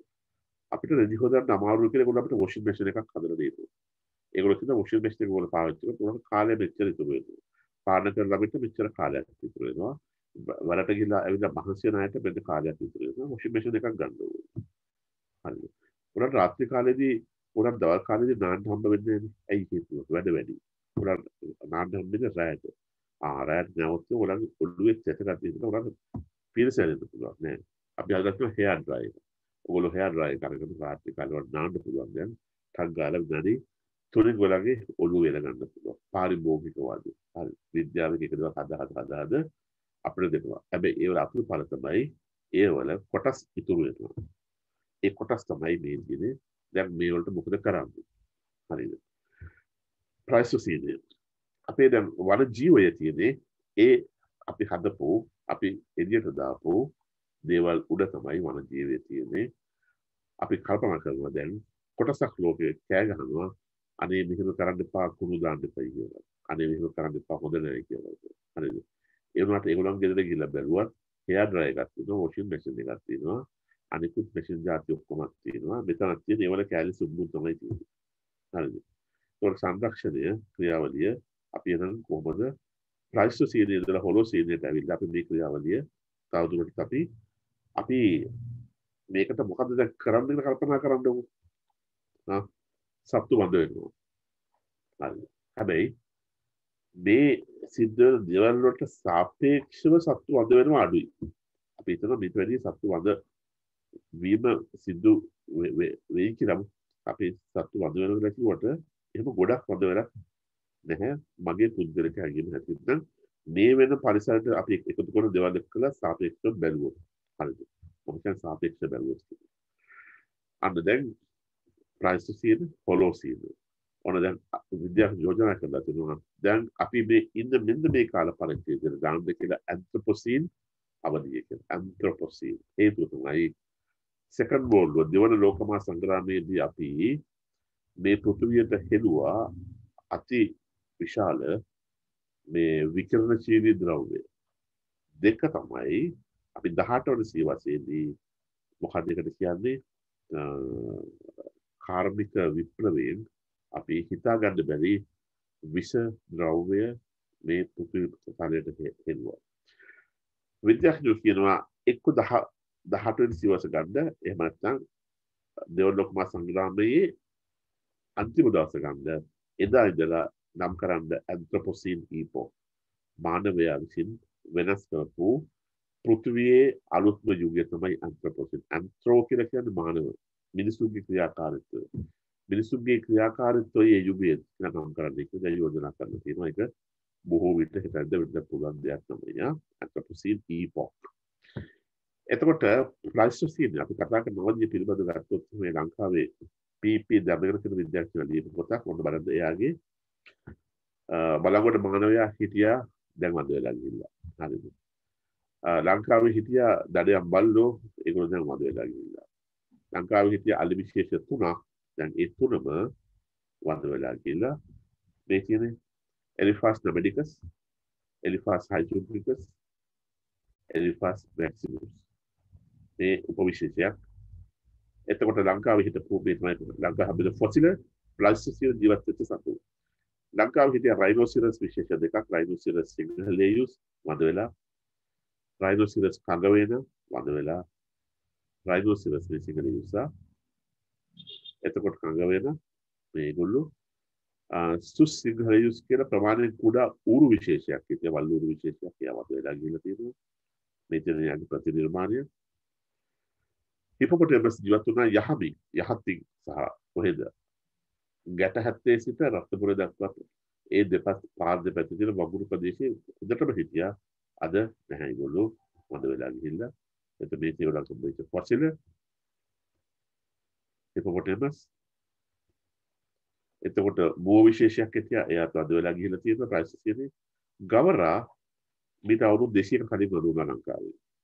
ගවරා ලෝකයේ ලොකුම ගවයා. මෙන්න මෙතන ඉඳලා මේ ඉස්සහ කුරේ ඉඳලා මෙතනට උසයි මීටර 2.2. මීටර 2.2 උසයි. එතකොට මේ ඉතිරි ගවලගේ හම්බෙච්ච ෆොසිල් අපිට. මේ ගවලගේ හංග බෙල්ලේ කෂේරුකා ඉස්කබල් කෑලි මේ ඉන්නේ ලංකාවේ හිටපු. ලංකාවේ ගවයෙක් හිටියා. ඔක්කොම මෙගාෆෝන වැටෙන්නේ. ප්‍රොසෙසින් මෙගාෆෝන. ලංකාවේ සිංහයෝ හිටියා. සිංහයෝ දැන්නේ. ලංකාවේ මේ සිංහලට බවට සාධක ලංකාවේ ව්‍යාග්‍රය හිටියා ටයිගර්. දැන් එයාත් නෑ. හරි. මෙයාගේ සාධක. මෙයාගේ සාධක. ඊළඟට ක්වාටර්නරි එක්ස්ටෙන්ෂන් කියලා ලිපි මාලාවක් එකතු කරලා ස්මිත් මාටින් සහ ක්ලීන් කියලා දෙන්න කම්පයිල් කරලා තියෙනවා quaternary extinction. අපි කතා කරන ප්ලයිස්ටෝසීනය සත්තු වඳ උනේ යයි කියලා. ඒගොල්ලෝ මොඩල්ස් හදලා ඉතාමත් ලස්සන ගණිතමය ක්‍රම වලට ඒක පෙන්නලා දෙලා තියෙනවා වඳ වෙන්න හේතු භූත වූ දේවල් මිනිස්සයා පමණක් නෙමෙයි හැබැයි මිනිස්සයා කවුල් හැබැයි තවත් හේතු කරනවා තියෙනවා මොකද පරිසරයේ වෙනස් වීම නිසා සමහර ශාක අඩුවීම එතකොට ආහාර තියෙනවා සමහර ශාක භක්ෂකයන්ට ඒ වගේම සමහර ශාක භක්ෂණයේදී සතුන්ට තර්ජනයක් වෙච්ච තවත් සතු වැඩිවීම එතන ප්‍රශ්නයක් තියෙනවා වගේ හේතු කරනවා quaternary extinction Pleistocene extinction එකේදී පෙන්වා දීලා තියෙනවා මේ මාර්ටින් සක්‍රීන් විසින් එක මතෙන් තාමත් වැදගත් පොතක් ඔබට හොයාගෙන කියවන්න. මේ තමයි යුවල් නොවා හරාරි.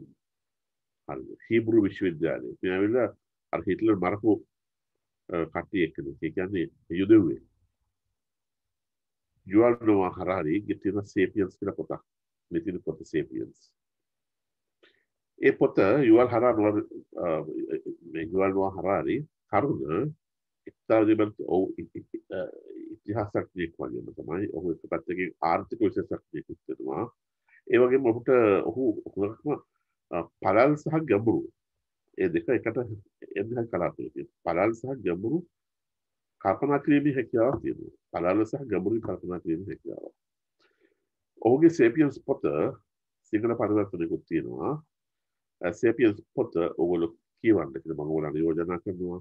ඔහු කියනවා ඔහු පොතේ මූලික හරය ගත්තොත් එහෙම මම ගත්ත හරය තමයි ඔහු කියනවා විද්‍යාව අද වෙනකොට අපිට සියලුම දේවල් වලට උත්තර සපයමින් උත්තර නිර්මාණය කරමින් ඉන්නවා. ඒක නිසා අපිට ඉස්සරහට අපි විද්‍යාව මත තමයි Homo sapiens යපෙන්නේ. බලංගොඩ මානවයාට අච්චර හොඳ ආහාර හොඳ වතුර තිබිලත් හොඳ වායුගෝලයක් තිබිලත් ඔහු ජීවත් වෙන අවුරුදු 40යි නම් අද අපි අවුරුදු 72ක් ජීවත් වෙන්නේ කොහොමද? 72ක්. දර සාමාන්‍යයෙන් කියනවා. එහෙමනම් අපි අවුරුදු 40 දී අපේ නොපෙනෙන ඇස් දෙකට අපි ලෙන්සස් දෙකක් පාවිච්චි කරනවා. කාච දෙකක් දාගන්නවා. හරිද? අපේ දි รา පත් වෙන දත් ගෙවිච්ච දත් වෙනුවට අපි අලුත් දත් දා ගන්න පුළුවන්. අපේ රුධිර පීඩනය යම් ආකාරයකින් අපේ මානසික ආතතිය සහ මානසික පීඩනය නගර ජීවිතයට හැඩ ගැහෙන්නේ නැතුව ඒකේ ආතතිය වැඩි වෙලා රුධිර පීඩනය වැඩි නම් දැන් අපිට බෙහෙත් වර්ග ඕන තරම් තියෙනවා ෆාමසි ගන්න. ඒ වගේම අපේ ඇගේ සීනි ප්‍රමාණය වැඩි නම් ඒක පාලනය කරගන්න පුළුවන්. ඒ වගේම අපේ වයසට යනකොට අපේ හැම රැලි වැටෙනවා නම් වයස භාවය වෙනවා. ඒක වයස පේනවා නම් ඒකට තියෙනවා පොඩි දේවල් කරන්න තියෙන්නේ. එතකොට හැම රැලි වැටෙන එක නවතිනවා. හරිද? එතකොට අපේ අනිකුත් තැන්වලත් අපි හැම එල්ලෙනවා නම් ඒවට ප්‍රතිකාර තියෙනවා. ඊළඟට බඩ ලොකු වෙනවා නම් ඒකට ඕන තරම් යන්ත්‍ර තියෙනවා බඩ හදාගන්න. මේ දස්තරේ වැඩෙන බඩ වටේට ඒකටත් තියෙනවා මේද අයින් කරලා කපලා අයින් කරනවා. එමුණ මේ ඔක්කොම විද්‍යාවෙන් කරන්නේ සේපියන්ස් හදපු සේපියන්ස් ප්ලයිස්ටෝසීනේදී දුෂ්කර්මාන්තයේ පටන් අරගෙන ගහළඟ ඉඳගෙන ගහේ තමුම්ම මෙල්ල කරපු ගහළඟ ඉඳගෙන අර පටන් ගත්ත නිරීක්ෂණ සහ පරීක්ෂණ අද වෙනකොට ඔහුගේ ශරීරයේ තියෙන හැම අංගයකටම ඔහුගේ නිවසේ තියෙන හැම උපකරණයකටම ඔහුගේ වාහනේ හැම අංගෝපාංගයකටම මේ විද්‍යාව ගිහිලා අද වෙනකොට ඔහු විද්‍යාව මත දුවන ජීවිය බවට පත් වෙලා තියෙන බව යුවල් නොවා හරාරි ප්‍රකාශ කරනවා. ඉතින් මේ සංසිද්ධි ඔක්කොම ඔයගොල්ලන්ට කිව්වේ මේ ඔක්කොම ප්ලයිස්ටෝසීනේදී හිමීට ආපු දේවල්. හරිද? ඒ වගේම තමයි අද වෙනකොට අපි චිම්පන්සි අප්‍රිකාවේ චිම්පන්සිද ජීවත් වෙන්න තියෙන කැලෑ එලි කරලා ඒවා අපි වගා කරලා දැන් චිම්පන්සිගේ ගහන ඉතාමත්ම අඩු කරලා තියෙනවා. ඒ වුණාට එහෙම අඩු කරලා තිබ්බට ඔබට චිම්පන්සිව ඔබගේ සිතුවිල්ල පමණින් චිම්පන්සි දැක ගන්නට පුළුවන් හැකියාව හදලා තියෙනවා විද්‍යාව විසින්. මොකද්ද? ඔයාලගේ බිත්ති හයි කරලා තියෙන සමතල රූපවාහිනියේ මූණට විසින් ඔබට පුළුවන් වයිල්ඩ් ඇනිමල් ප්ලැනට් හරි ඕන එකක් දාලා ටග් ගාලා ගන්න පුළුවන් අප්‍රිකාවේ ඉන්න සිංහයෝ මොකද කරන්නේ කියලා බලන්න පුළුවන් ඕගොල්ලන්ට. ඔයාලට පුළුවන් මේ හිපොපොටේමස්ගේ ගහනේ දැන් කොහොමද කියලා බලන්න. ඒකට ඔයාලට දැනෙනවා ඒ සත්තු ඔයාලට සමීපයි කියලා දැනෙනවා. ඒගොල්ලෝ ඈත නැහැ. ඒ සත්තුන් තියාගෙන ඉන්නවා. හොඳට මතක තියාගන්න. 1980 දී දෙහිවල සත්තු අතරට ආව අලි විශේෂඥ මහත්මයෙක්. ඒ කාලේදී අලි විශේෂඥ විශ්වවිද්‍යාලයක ජේෂ්ඨ කතිකාචාර්යවරයෙක් වුණ වෙලාව සංඛ්‍යාලයකට දෙන්නා. ඒතර මම ඒ level පන්තියේදී කිව්වා 2005 වෙනකොට තව එතකොට අවුරුදු 25යි තියෙන 80 දී කිව්වේ නේද? 2005 වෙනකොට ලංකාවේ එක වල්ලලියෙක්වත් නැහැ. අලි ඉන්නේ ඔක්කොම සත්තු උද්‍යාන වලයි ගෘහස්ත දැන් ගෙවල් වල තමයි ඉන්නේ කියලා. හරි. ඒ වුණාට අද 20යි 21 වෙලත් කැලේ ඉන්නවා අඩුම ගානේ තව අලි 4000 5000 6000 තුනක් ඉන්නවා වෙන්න පුළුවන්. හරිද? මොකද මනුෂ්‍යයා මිනිස්සයා මේ අතින් විනාශ කරනකොට මේ අතින් කල්පනා කරන විද්‍යාවත් තියාගෙන අපි කොහොමද අලියවත් දැන් තියාගන්නේ කියන්නේ. හරිද? එතකොට අපි හිතනවා කොහොමද අර වන්ද වෙලා යන බුලත් අපේම ඉලෙක්ට්‍රික් දැන් බේරගන්නේ කොහොමද කියලා. අපි එකට සයන්ස් වලදී අපි එකක් කරනවා. හරි? ජනරල් ඩාර්වින් කියලා මහත්මයෙක් හැදුවා සත්තු වර්ග. ඒ සත්තු වර්ග තියෙන්නේ එංගලන්තයේට රාශිය අතර තියෙන ජර්සි දූපතේ. ඒ ජර්සි දූපතේ අද කරන්නේ මොකද්ද? ලෝකේ තර්ජනයට මුහුණ දීලා තියෙන සතුන් එම ස්ථානයේ ඒ සත්තු අතර ගලන්ලත් බෝ කරලා නැවත ගහණය පරණ මට්ටමට ගේන්න උත්සාහ කිරීම තමයි එම සත්තු අතරේ කාර්ය මණ්ඩලයේ ප්‍රධාන දේශිතලා. ඒ හරියට කරන්නේ ඒගොල්ලෝ. ඉතින් ඒගොල්ලෝ හදනවා තව කට්ටියක් කපනවා. හැබැයි මේක කොහොමරි නෙගෝෂියේට් කරගෙන ඉස්සරහට යනවා. ප්‍රයිස් සීනේදී අර මේ කීල කරපු ගස්වලදී සත්තුන්ගේ අද වෙනකොට කොයිතරම් පරීක්ෂණ කරලා ඉහළ මට්ටමක ඉන්නවද කියලා බලද්දී ලෝක ජනගහනය බිලියන 4 නෙමෙයි බිලියන 14ක් වුණත් ඒවලට කන්න දෙන්න පුළුවන්. මොකද ඒ කරන රිසර්ච් නිසා. බොහොම ස්තුතියි. සාකච්ඡා කරන්න දෙයක් අහන්නකො බලන්න. දැන් මම කිව්ව අන්තිමට කතා කරන කොටත් බැක්විච් කර්මාන්තය සහ වැවිලි කළමනාකරන පිළිතෙන්න මම කිව්වේ. ඒගොල්ලන්ගේ අදහස් ඇති ඔය පිළිබඳව.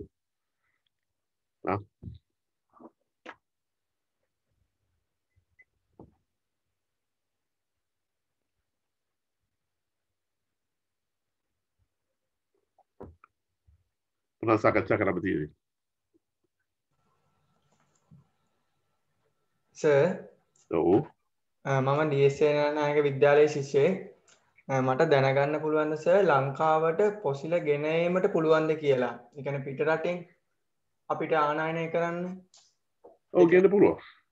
සර් එතකොට දැන් මම ගෙනල්ලා තියෙන්නේ දැන් මම දැනට ගෙනල්ලා තියෙන්නේ එතකොට මම ස්ටෙගෝඩෝන් මමගේ දත් සහ විවිධ මෙගලිඩන් මෝරුන්ගේ දත් වගේ තවත් ගොඩක් පොසිල මට එහෙම පිටරට ජියොලොජිස්ට්ලා ලබා දීලා තියෙනවා නොමිලේ. එතකොට මට එහෙම ගොඩාක් කන්ටැක්ට්ස් තියෙනවා. එතකොට මම ඒවා ගේනවා. ඒත් මට සර් ප්‍රශ්නයක් වෙලා තියෙනවා. ඒ කියන්නේ මේවට අවසර ලබා ගැනීම රේගුව තුලින්. ඒ කියන්නේ පුරාවිද්‍යා දෙපාර්තමේන්තුවේ අවසර ලබා ගැනීමට අවශ්‍යලු. නෑ. ඔයා ඉස්සරහම පොඩ්ඩක් ඔය ඒගොල්ලෝ කියන නීතිය කොතන තිරගෙන පෙන්නන්න කියන්නේ ඔය කියන ෆොසිල් එකකට නීතිය මොන පොතේද තියෙන්නේ කියලා කියන්න බලන්න. ඒලගේ අහන්නකො. ඔව් සර් මමත් එදා හැවුවා දැන් කියන්නේ කට්ටිය දන්නේ නැහැ මේක මොකද්ද මං ගෙනාවේ කියලා. ඒ කියන්නේ ඒගොල්ලොන්ට මේක දැන් මෙහෙම කියමු මම ඒක දා ගෙනාපු ඒ හස්තින්ගේ ෆොසිල් එක ඒගොල්ලෝ හිතන්නේ අලිදත් කියලා. ඒ කියන්නේ එහෙම නෙමෙයි ඇත්තටම මං ඒක ස්ටෙගෝඩෝන් ගෙනාවේ. එතකොට දැන් මේගොල්ලෝ මටගෙන් ඉල්ලනවා. ඒ කියන්නේ මගේ අයිටම්ස් රිලීස් කරන්න නැතුව ඉන්නවා. එදා ගිය පාර මං ඒ වගේ ගෙනෙද්දි මට මං ඉස්කෝලේ උගන්න අස අපේ DSA නායක විද්‍යාලයේ ෆිලෙන්ටොලොජි ක්ලබ් එක දන්නවා ඇති. ලෙක්චර් එකට ආවා. එතකොට මේ අපිට ඒවා අවශ්‍යයි මේ ගෙනෙන්න. ඒ කියන්නේ එච්ච මේවට හරියට මට දැන් මම කෙචියසෝරස් කියලා ඩයිනසර් කාලේ ඒ කියන්නේ ඒ කාලේ යුගයේ හිටපු සතෙක්ගේ ස්කෙලිටන් එකකුත් මට ලැබෙන්න තියෙනවා. මට ඒක බ්‍රේක්වෙන් නිදහස් කර ගැනීමට තමයි අවශ්‍ය වෙන්නේ. නේද මේ ලංකාවේ කිසිම පොසිබල් වලට මේ ඇක්ට් එකේ කොතරම්වත් කොටසක් නැහැ. හොඳට වත්යන් දැන් අපි හිතමු මෙහෙම හිතන්නකෝ. හරි ලංකාවේ එලිපාස් මැක්සිමස් කියලා අලියා ඉන්නවනේ. එයාගේ දත තියෙනවා. ඒ දත ෆොසිලයිස් කියලා කියන පමණින්ම ඒකෙන් කියන්නේ මොකද්ද? ඒ දතේ තියෙන ජීව ගුණය බැහැර වෙලා ඒ වෙනුවට අර ඒ දත තිබිච්ච භූමියේ නැත්නම් මඩ වගුරේ තිබිච්ච රසායනයන් දැන් ඒක ඇතුළට ඇවිල්ලා තියෙනවා. ඒ කියන්නේ දැන් එතන සතාගේ ජීවි කිසිම දෙයක් දැන් ඒක ඇතුළේ නැහැ. හරි. ඒතකොට ෆොසිල් එක. අපි ෆොසිල් එකක් කියන්නේ ඒකයි. ෆොසිල් එකක් වුණාම ඒකේ සතාගේ ජීවමාන වෙන්න කාලේ රසායන මුකුත්ම නැහැ. හැබැයි ඒකේ හැඩේ පමණයි තියෙන්නේ. ඉතින් දැන් ඔය හැඩයක් ඔය පාංශුවලින් හදිච්ච හැඩයක් රේගුවෙන් හරි කොහෙන් හරි නවත්තන්න ලංකාවේ මොන නීතියද තියෙන්නේ? එහෙම නීතියක් නැහැ. අනිත් එක දෙක තමයි පුරාජන දෙපාර්තමේන්තුව වගේ කියන්නේ ෆොසිල් වලට හේතුව පුරාජන දෙපාර්තමේන්තුව කියන්නේ පුරා විද්‍යාවේ වපසරිය තමයි හෝමෝ සෙපියන්ස් ගේ කාල පරිච්ඡේදය. ඒක ඉතිරිහට පුරාජන දෙපාර්තමේන්තුව ෆොසිල් වලට වගකීමක් නැහැ. එතකොට අවසරයක් ලබාගත්තොත් ලබාගන්නේ කොහොමද? දැන් මට මේක ගන්න දෙන්න ගිය පාර මට යන්න කිව්වා මේක ගන්න දෙන්නේ නැහැ කියලා. ඒත් මම දන්න ඒක එතන හිටපු මහතෙක් හින්දා තමයි මම ඒක රිලීස් කරගත්තේ ඒ අයිටම්ස්. නැත්තම් ඒක රාජසන්තක වෙනවා කිව්වා. කියන්නේ මේගොල්ලොන්ට නිසි අවබෝධයක් නැහැ. මේගොල්ලෝ කියන තව හැබැයි මේගොල්ලෝ කියන පොයින්ට් එකක් තියෙනවා. අපි පිටරටින් යම් දෙයක් ආයනය කළොත් සුද්ධ ජීවීන් කියන දේ ඉන්න පුළුවන් නිසා රටට හානියක් වෙන්න පුළුවන් කියලා. ඒ කියන්නේ ෆොසිල් තුල අර පාංශු වලින් මේවා ගන්න සර්. ඔය ඒකට ඒක මේ ක්වොරන්ටයින් කරලා බලන්න කියලා කියන්නේ.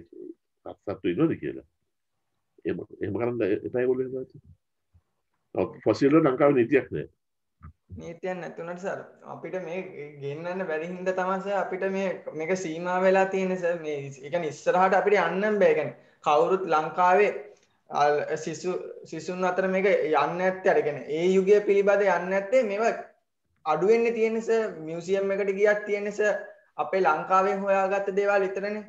දැන් ඒ වගේ පිටරටින් අපිට ආධාර ලැබුණාට මෙවුවා ලංකාව තුලට ගේන්න බැරි එක ඇත්තටම මේක ප්‍රශ්නයක්. එතෙන්ට තම ගියාට පස්සේ තේරෙන්නේ මේගොල්ලෝ අපි වළක්වනවා කියලා. නෑ ඔකට ඔයා පරිසර නීතිවේදියෙක් හම්බ වෙන්න ඒකට හොඳම එක තමයි මේ ආචාර්ය ජගත් ගුණවර්ධන මහත්මයා. වෙලාව කරගෙන හම්බ වෙලා එයාගේ උපදෙස් ගන්න මොකද කරන්න කියලා.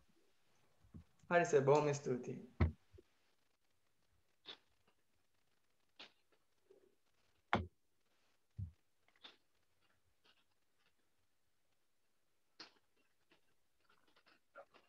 මේ තව ප්‍රශ්නයක් තියෙනවා මේ දැන් අර විද්‍යාඥයෝ මේ කියන එකක් තියෙනවනේ සෙල්සියස් අංශක දෙකකින් පරිසර උෂ්ණත්වය ඉහළ ගියන් පස්සේ මේ කියන්නේ වසර 2100 වගේ වෙන්න නියමිත දෙයක් වෙන්න නියමිත දෙයක් ඊට කලින් මේ වෙයි කියලා දැන් අර අනාවැකි පළ කරනවානේ. ඒතකොට සෙල්සියස් අංශක දෙකකින් වගේ මේ ලෝක පරිසර උෂ්ණත්වය වැඩි වුණොත් ටෙම්පරේචර් වැඩි වුණොත් එතනින් එහාට මේ ජීවීන්ට මේ පැවැත්ම තියාගන්නේ කොහොමද කියන එක ප්‍රශ්නයක් විදිහට දැන් විද්‍යාඥයෝ මේ කතා කරන එක ගැන පොඩ්ඩක් කියන්න පුළුවන් සර්? මමත් ඔය කියවලා තියෙනවා මේ දෙකකින් යහම ජීවින්ට සැලකිය යුතු අපහසුතාවයක් දැනෙනවා කියන එක. දැන් ඔබ මෙහෙම හිතන්නකෝ. දැන් අද ඉන්න ජීවීන් වසර මිලියන ගාණක් පරිණාමයේ ප්‍රතිඵලයක් තමයි ජීවිත ටික ඉන්නේ. ඒකට ඒගොල්ලෝ ඒ කියන්නේ ඒ ඔය හැම සංසිද්ධියකටම ඒගොල්ලන්ගේ පැරණිව මුහුණ දීලා අද ඒගොල්ලන්ගේ ජාන තීරණය කරලා තියෙනවා. මෙන්න මේ කට්ටිය ඉදිරියට ගෙනියනවා කියන එක. ඉතින් දැන් අනිත් එක පැත්තකින් බැලුවොත් එහෙම මේ දැන් මම පෙන්වුවා ඉස්සෙල්ලා මානවය වගේ නේද? අර සයිලන්ත්‍රොපස් ටාඩෙන්සිස් කියදලා හෝමෝ සෙපියන්ස් දක්වා මම පෙන්වුවා මානව වස්තුල පිටිකස් Homo habilis Homo erectus, Homo georgicus ඔන්නමයි දැවිලා. අදගොල්ලෝ කවුරුවත් නැහැනේ. අදගොල්ලෝ කවුරුවත් නැහැ. ඒනොට ඒ කාලේ නොහිටපො අද ඉන්නේ අපි. ඉතින් මේ වද වෙනවයි කියන දේ සිද්ධ වෙන දෙයක් ඒක. වද වීමයි නව සතුන් බිහිවීමයි ලෝකේ හැමදාම සිද්ධ වෙච්ච දෙයක් සිදු වෙන දෙයක් ඒක. ඉතින් මට දෙන්න තියෙන උත්තරය තමයි උචිතයාගේ පැවැත්ම දිගට සිද්ධ වෙයි. අනෙක් එක තමයි කියන්නේ අපිට දැන් අපි හිත හදාගන්නත් තියෙන සමහර දේවල්නේ සම්බන්ධව නැති වෙනවයි කියන එක අපි ලෝකීය විද්‍යාඥයෝ ප්‍රධාන දෙකොට්ටාශයක්. එකක් තමයි එක කොට්ටාශයක් ඉන්නවා ඒගොල්ලෝ කියනවා සත්තු අද මේ දකින සත්තු හැමදාම ජීවත් වෙන්න ඕනේ කියලා. එතකොට ඒගොල්ලෝ යම් ජීවියෙක් වද වීගෙන යනවා නම් ඒගොල්ලෝ ඉක්මනට බැඳලා පැනලා ඒ සතාට කඩ බොන්න ටිකක් දීලා කූඩු වල බෝ කරලා ආයි පරිසරයට දාලා පරිසරයේදී සතා බලාගෙන ආයි සරයක් පරිසරයේදී ඒගොල්ලෝ පැටව දාලා ඒගොල්ලෝ එහෙම කරනකම් මොනිටර් කරනවා පරීක්ෂා කරලා බලනවා. ඒකට ආයි සතා ඉන්නවා. තවත් විද්‍යාඥ කොටසක් කියනවා වද වෙන්නට යන සතෙක්ව බේර ගන්න එක තේරුමක් නැති වැඩක්. ඒක ස්වභාවය එයාව වද කරන්න හදනවා නම් ඒක බේර ගන්න කියලා. මේ ජීව විද්‍යාඥයම දෙකොට්ටාශයක් අදහස් ප්‍රකාශ කරනවා මේ වගේ අදහස්. හරිද? හැබැයි මෙහෙම හිතන්නකෝ. දැන් ඔබ වෛද්‍යවරයෙක් ළඟට ගිහිල්ලා ඔබ උපදෙස් ගන්නවා හොඳ ශරීර සෞඛ්‍යයක් ඇතුළු මෙඩිකල් ජීවත් වෙන ක්‍රමයක්. වෛද්‍යවරයා ඔබට ඒක කියලා දෙනවා. තව එක්කෙනෙක් ඉන්නවා එයා වෛද්‍යවරයා ගාවට යන්නේ නැහැ. එයා සාමාන්‍ය ආකාරයට එයාට අතරමුණදී නැත්නම් එයාට රිසිස්සේ කාලා බීලා ජීවත් වෙනවා. හරිද? ඔය දෙන්නගෙම වෙන්නේ දෙන්නටම පොදු දෙයක් සිද්ධ වෙනවනේ. ඔය දෙන්නම කවදාරි මැරෙනවා. දෙන්න බැරි විදිහකට හිටියා නමුත් මැරෙනවා. ඉතින් ඒක ඒ සබහා ධර්මය මොකද්ද කරන්නේ අපිට එකට අවනත වෙන්න සිද්ධ වෙනවා. අපිට හැම මම දැන් ඉස්සෙල්ලා කිව්වා විද්‍යාව ඒකට පිළිමක් හොයාගන්න කියන එකත් එක පැත්තකින් මට හිතෙනවා ඕනම දෙයකට විද්‍යාව යම් මට්ටමකට පිළිමක් හොයාගන්න. ඉතින් මට ඒ විශ්වාසය තියෙනවා හැබැයි එහෙම විශ්වාසයක්. හරිද?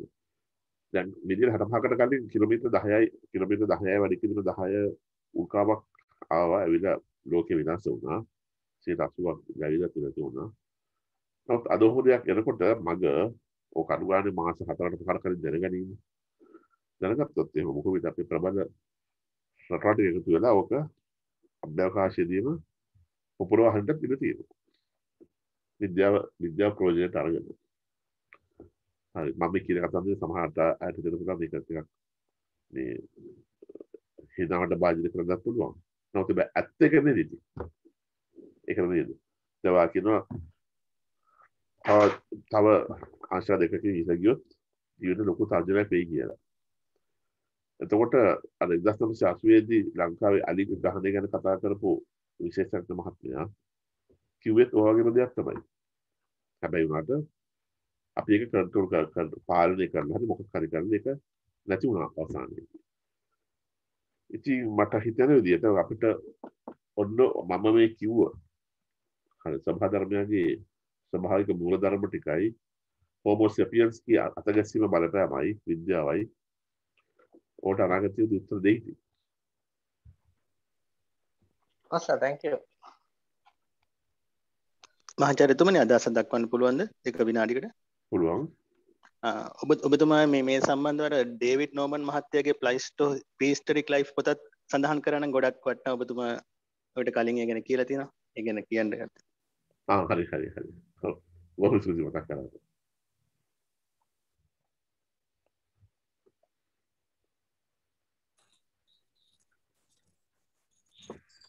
කාලේ තියෙනවා නම් මම පොඩි අදහසක් දක්වන්නද මම අතන සඳුන් පෙරේරා මේ සමරගම විශ්වවිද්‍යාලයෙන් ඔව් බොහොමත්ම ස්තුතියි මේ කළුමය කියලා මම කතා කරන්න කළුමය මේ ගොඩක් මම හිතන්නේ අස්සරින්න කතා ගොඩක් කිව්වා ඒක ගොඩක් ස්තුතියි මම මේ විෂයට සම්බන්ධ පොඩි දෙයක් අහන්නම් දැන් අපි ලංකාවේ රඳ වෙච්ච මෙගාෆෝන ගත්තාම කියන්නේ උදාහරණයක් විදිහට දැන් ගවර ගත්තොත් බොහොම මෑතක් වෙනතුරු ලංකාවේ ජීවත් වුණා කියලා අපිට විශ්වාස කරන්න පුළුවන්. එතකොට මේ ඔය රයිනෝසරස්ලා හිපොපොටේමස්ලා අලි විශේෂ තුන ඉඳලා ගවර දක්වා ඒ ලංකාවේ ප්ලයිස්ටොසීන යුගයේදී වඳ වෙච්ච විශාල මේ ශීරපයින් ගත්තාම ඒගොල්ලන්ගේ වඳවීමට ලංකාව තුළ මානවයාගේ බලපෑම ගැන කිසියම් දෙයක් අපි කෙරෙලා තියනවද මේ වෙනකොට අධ්‍යයන විදිහට? එහෙම නැත්නම් ඊට අදාළ දත්ත කොහොමද කියලා පොඩ්ඩක් කරන්න කැමතියි. මේ ඉන්දියාවේ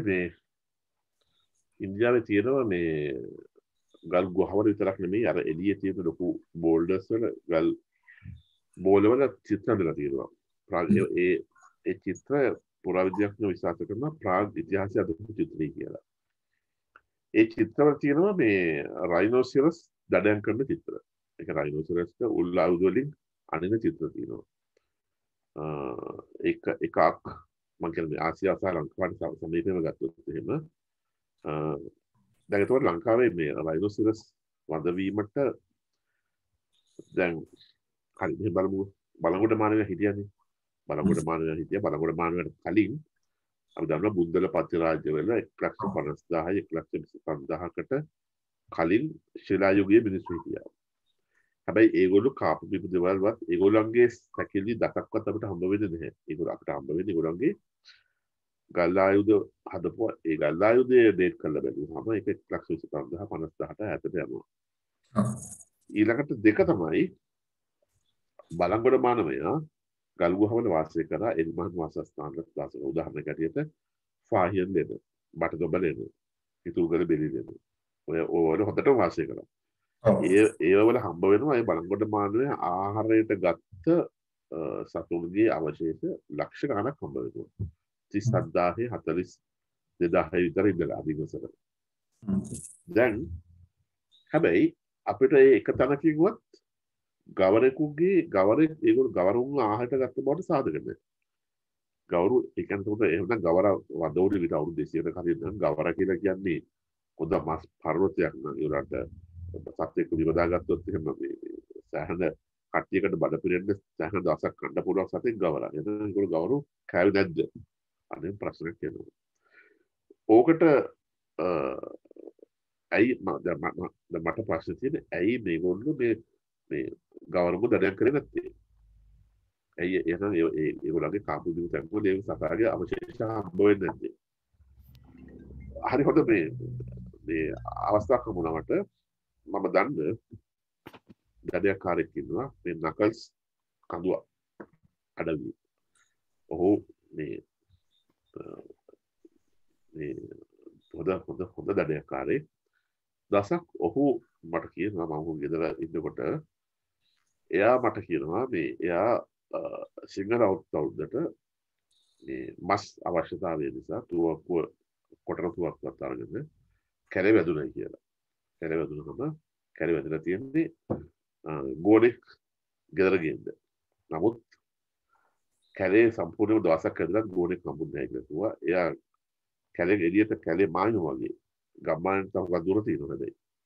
එනකොට ගම්මානේ කෙළවර ඉන්නවලු බාගෙට එහෙම බාග කුළුහරක් ඉන්නවා. ඒ කියන්නේ වල් වැදිලා දැන් හොදටම අර අන්න එහෙම මුකුත පිරිසත්තු කුළුහරක් වගේ කුළුහරක ඉන්නවලු. එයා කළද කුළුහරකට වෙඩි තියලා එයා පිටිපස්සේ ගාතයෙන් එයාගේ පවුලටත් තව අයිදමයටත් බෙදන්න පුළුවන් මට්ටමේ මස් ප්‍රමාණයක් උස්සගෙන ඉලා තියෙනවා. ඒ එනකම එයා ගම්මානේ මිනිස්සුන්ට කිව්වලු ගමේ ඉන්න සිංහල මිනිස්සු කිව්වලු අන්න අහවත්තන මම කුළුහරක මේ බාවලක තියෙනවා ගිහලා බලට ඕන නම් මස් ගනින්නේ කියලා. දැන් එතකොට එදා ඒ සිංහල අවුරුද්දට ඒ ගමේ මිනිස්සු ඒ ගම ලොකු ගමක් මේ පවුල් 12 ඉන්නේ. ඒ ගමේ මිනිස්සු ඔක්කොම බඩ පෙරෙන්නම මිහිරක් මස් කෑවා. බඩ පිරෙන්නම කෑවා මිහිරක්. හැබැයි ඒගොල්ලන්ගේ ගෙවල් වල එක්කෙනෙක් ගෙදරකවත් කිසිම සාධකයක් නෑ මිහිරක් කවපත්. මොකද ඒගොල්ලෝ ගෙනාවේ මස් පමණයි ගෙනාවේ. අර සතාගේ.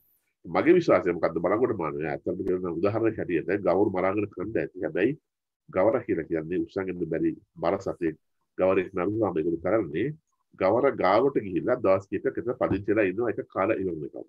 ඔන්න ඔබේ ක්‍රමය. හරිද? එතකොට සතුන් ලොකු සත්තුන්ව කන්න ඇති කාම සාධක අපිට ඒගොල්ලෝ හිතමු ගුහාවලින් හම්බ වෙන්නේ නැහැ. ඔබ සතාව දිවදාපු තරම් තමයි ඒගොල්ලෝ ගිහින් සතාව කන්න ඇත්තේ කියලා මගේ කුද්දක විශ්වාසය තියෙනවා. ඉතින් මේ අපේ මෙගාෆෝන සමහර කට්ටිය වඳ වෙන්නේ මිනිස්සුත් ඍජුවම බලපාන්නට ඇති කියලා මගේ විශ්වාසය තියෙනවා. අවශ්‍යයි.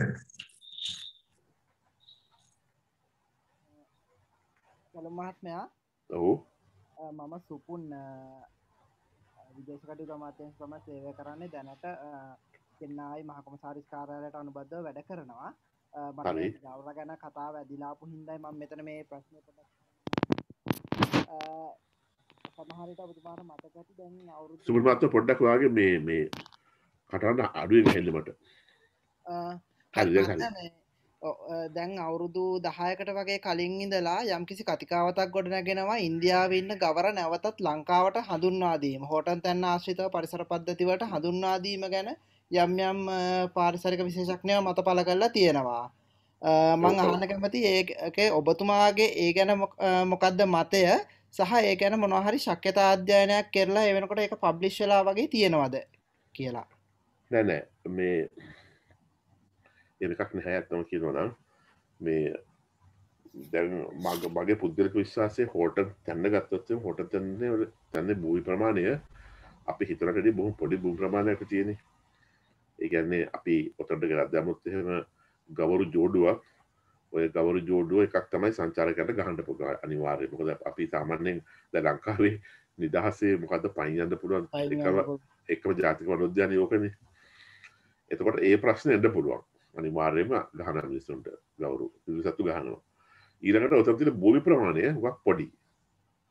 තුන තමයි පළවෙනි එක වෙන්න ඕනේ මම කියන්නේ නැහැ.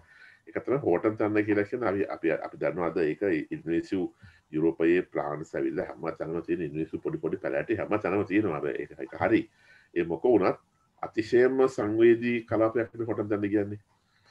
ඉතින් ඔකට ගවරු දැම්මොත් එහෙම වෙන්නේ ඔය තියෙන සමතුලිතතාවයට ප්‍රශ්නයක් එන්න පුළුවන් අපි පරීක්ෂණයක් නොකර කාලයක් තිස්සේ ඕක හොඳටම කල්පනා කරලා බලලා විද්‍යාඥයෝ විසින් පරීක්ෂණ නොකර දැම්මොත් නම් ඒ නිසා මට හිතෙනවා දානවනම් දාන්න පුළුවන් කොහේ හරි ටිකක් කොටු කරලා තමයි දාන්න වෙන්නේ පාලනයක් ඇතුව. නැත්නම් නිදහස් කරොත් නම් ලොකු ප්‍රශ්නයක් වෙනවා හැබැයි. මට ඒක හොඳට විශ්වාසයි. මොකද ඉන්දියාවේ වුණත් දැන් ඉන්දියාව දන්නවා මේ ඉන්දියාවේ පෙරිය නැෂනල් පාර්ක් එක වටේට සහ කේරළේ තැන්පත් තැන්වල බිසුර ගහනවා ඒක බිසුර පන්න ගහනවා ඔය පිරිමි සත්තු. ඉතින් ඔය හෝටල් දන්නේ ජාතික වනෝද්‍යාන දැම්මොත් ඒක ඇත්තටම මේ මගේ තියෙන අනුව නම් සංචාරක ව්‍යාපාරයට හොඳ වෙන්න පුළුවන්. හැබැයි බිසුර පයින් යන්න නම් බැරි වෙනවා අනිවාර්යයෙන්ම. හරි බොහොම ස්තුතියි මේ කැලුම් මහත්මයා. මොකද මේ අපේ ඉන්න මහකොමසාරිස්තුමා රාජතාන්ත්‍රික මැදිහත්වීම පවා කරන්න කැමති මේ සංකල්පය ක්‍රියාත්මක කරන්න. ඒකයි මම මේ ප්‍රශ්නේ මෙතන අහුවේ මිලින්ද මරගඩ මහත්මයා. ඒකින් තමයි මම මෙතන ප්‍රශ්නයකට නැගුවේ. බොහොමත් ස්තුතියි උත්තරේට.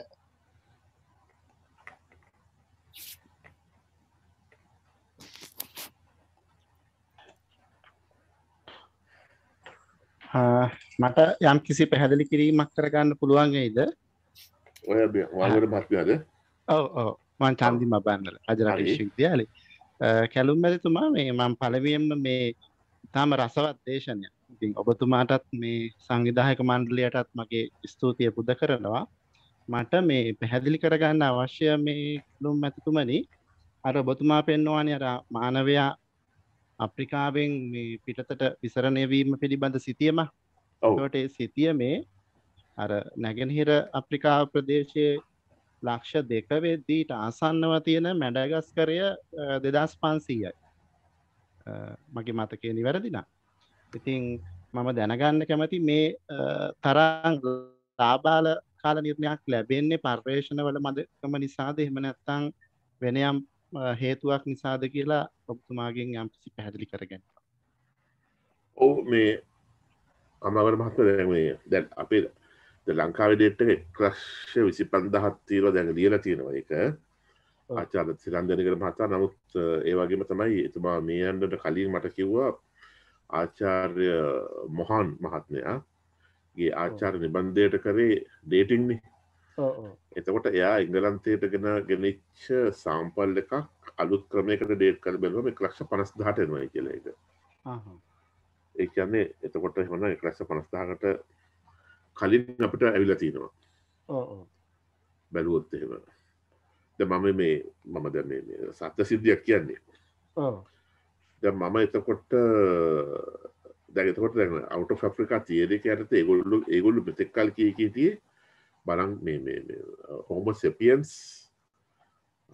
ආවේ අප්‍රිකාවෙන් එළියට ආවේ අධිවස්සර ලක්ෂයකටත් පස්සේ කියලා. පස්සේ කියලා එළියට ආවේ. මේ එතකොට එහෙමනම් අපේට කොහොමද 1,25,000ට දැන් 1,50,000ට ගිහිල්ලා තියෙන්නේ එහෙමනම්. ඉතින් ඕක විවෘත සංවාදයකදී අහපුව වෙලාවේදී මට අවුරුද්ද මතකයි 2013 විතර ජාතික පුරාජ්‍ය සමරුවේදී මම ඔක අහුවාම ආචාර්ය සිරන්දනගර මහත්මයා කිව්වේ මේ out of Africa තියරි එක තියරි එකක් පමණයි ඕක ඕන වෙලාවක වෙනස් වෙන්න පුළුවන් කියලා. ඒ කියන්නේ දැන් දනගර මහත්මයා කිව්වේ 1,25,000 එක වෙන්න පුළුවන් ඕන වෙලාවක. හැබැයි ඔය තියරි එක ගැන කියන දේවල් මොකද තියරි එක කියන්නේ එළියට ආවේ 60,000 විතර තමයි ආවා කියලා කියන්නේ. ආසියාවට ආව කරන 60,000 දී. ඒතකොට අප්‍රිකාව ඕස්ට්‍රේලියාවට ගියත් ඒ කිට්ටුම කාල පරිච්ඡේදය තුළදී 50,000ක වගේ කාල පරිච්ඡේදය. ඉතින් මම ඕක ලිව්වා කොලින් ගෲස්ට. කොලින් ගෲස් දැන් මරුණා යා. මොකද කොලින් ගෲස් ඇවිල්ලා මේ out of Africa මේ එකේ ප්‍රබල කෙන මේ පෝල් බෙලස්ගේ හොඳම යාළුවා. එතකොට මම ඇහුවාම මේ කොලින් ගෲස්ගේ මෙන්න ඩේට්ස් මෙන්න තියරි එක කියන දේවල් මෙන්න පෝල් බෙලස්ගේ කතන්දරේ මේ ලංකාවේ එතකොට 1,25,000යි මේ නොගැලපීම ගැන ඔබ මොකද හිතන්නේ කියලා. ඔහු දුන්න පිළිතුර තමයි මේ තමුන්නාසාර කරන්න පුළුවන් එකම දේ තමයි ආයසරයක් මේ බුද්ධල් පචරාජ වල කනින්ද කනලා ආයි ඩේට්ස් අරගෙන ඒ ඩේට්ස් කල්පනා කරලා බලන්න ඒවල පරණ ඩේට්ස් නැත්නම් වෙන ඩේට්ස් එනවද කියලා. ඔන්න එයා දුන්න උත්තරේ මට. ඒක ප්‍රබල උත්තරයක් නේද? මට මේ ඒ වගේම මේ කලුම්ස විශේෂයෙන් දැනගන්න ඕනේ අර මැඩගස්කරේ කාල නිර්ණය. මැඩගස්කරේ කාල නිර්ණය අත්‍යවශ්‍ය කියන බැලුවොත් එහෙම මේ මැඩගස්කරේ කාල නිර්ණය ප්‍රශ්නයක් තියෙනවා. මේ පාරිසරිකව බැලුවොත් මේ නැගෙනහිර අප්‍රිකාවට ඇත්තරම ආසන්නම තැනක් මෙතන නේද? ඔව්. ඉතින් මම කිව්වේ ඒක මේ ලංකාවෙත් 1,25,000 ඒගොල්ලෝ ප්‍රශ්න කරනවා ඇත්තටම කියනවා. ඉතින් ඒකට අතලත් ප්‍රශ්න කරනවා. ඊළඟට චීනයේ සමහර ඩේට්ස් යුරෝපියන් ප්‍රශ්න කරනවා. ඒ වගේ තැන් කීපයක් ලෝකෙ තියෙනවා ඇත්තටම කියනවා. මොකද දැන් ඔයාලා දන්නවා දැන් මේ දැන් අපි දැන් ඉස්සර කිව්වේ දැන් සුද්ද එක පැත්තක් ආසියානු එක පැත්තක් නැද සුද්දන්ගේ පැති කීපයක් තියෙනවා. ඒගොල්ලන්ගේ පොඩි වෙනස් ඩේට්ස් බෙදන තැන් කීපයක් තියෙනවා ඒගොල්ලන්ගේ. ඔව්. මම හිතන්නේ ඒකට මේ ඉදිරි කාලේදී අලුත් ඩේට්ස් හම්බෙන්නත් පුළුවන් බොහෝ විට. හොඳයි කලන්ස බොහොම ස්තුතියි එහෙනම් මම නැවතත් සියලු දෙනාටම ස්තුතිය පළ කරනවා.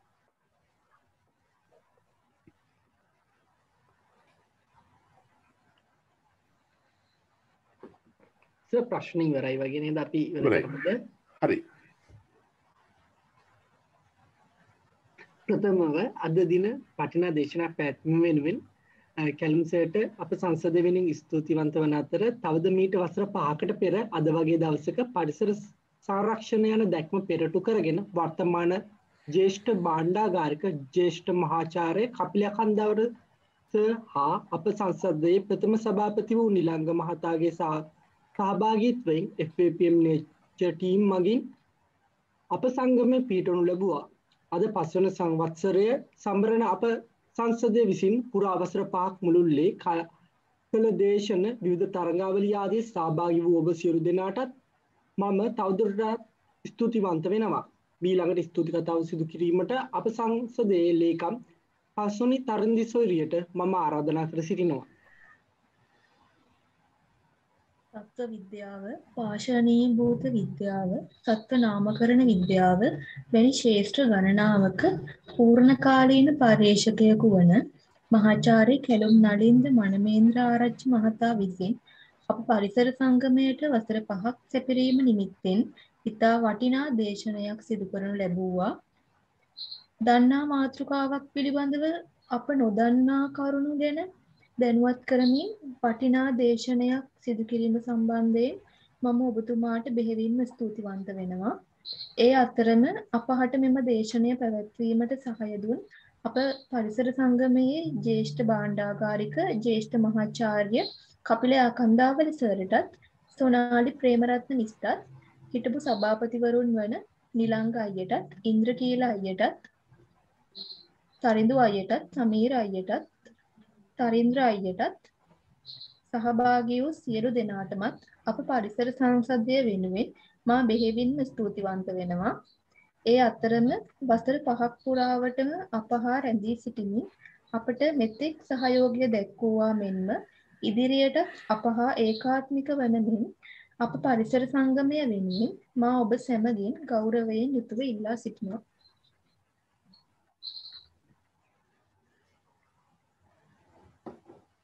හරියට බොහොම ස්තුතියි.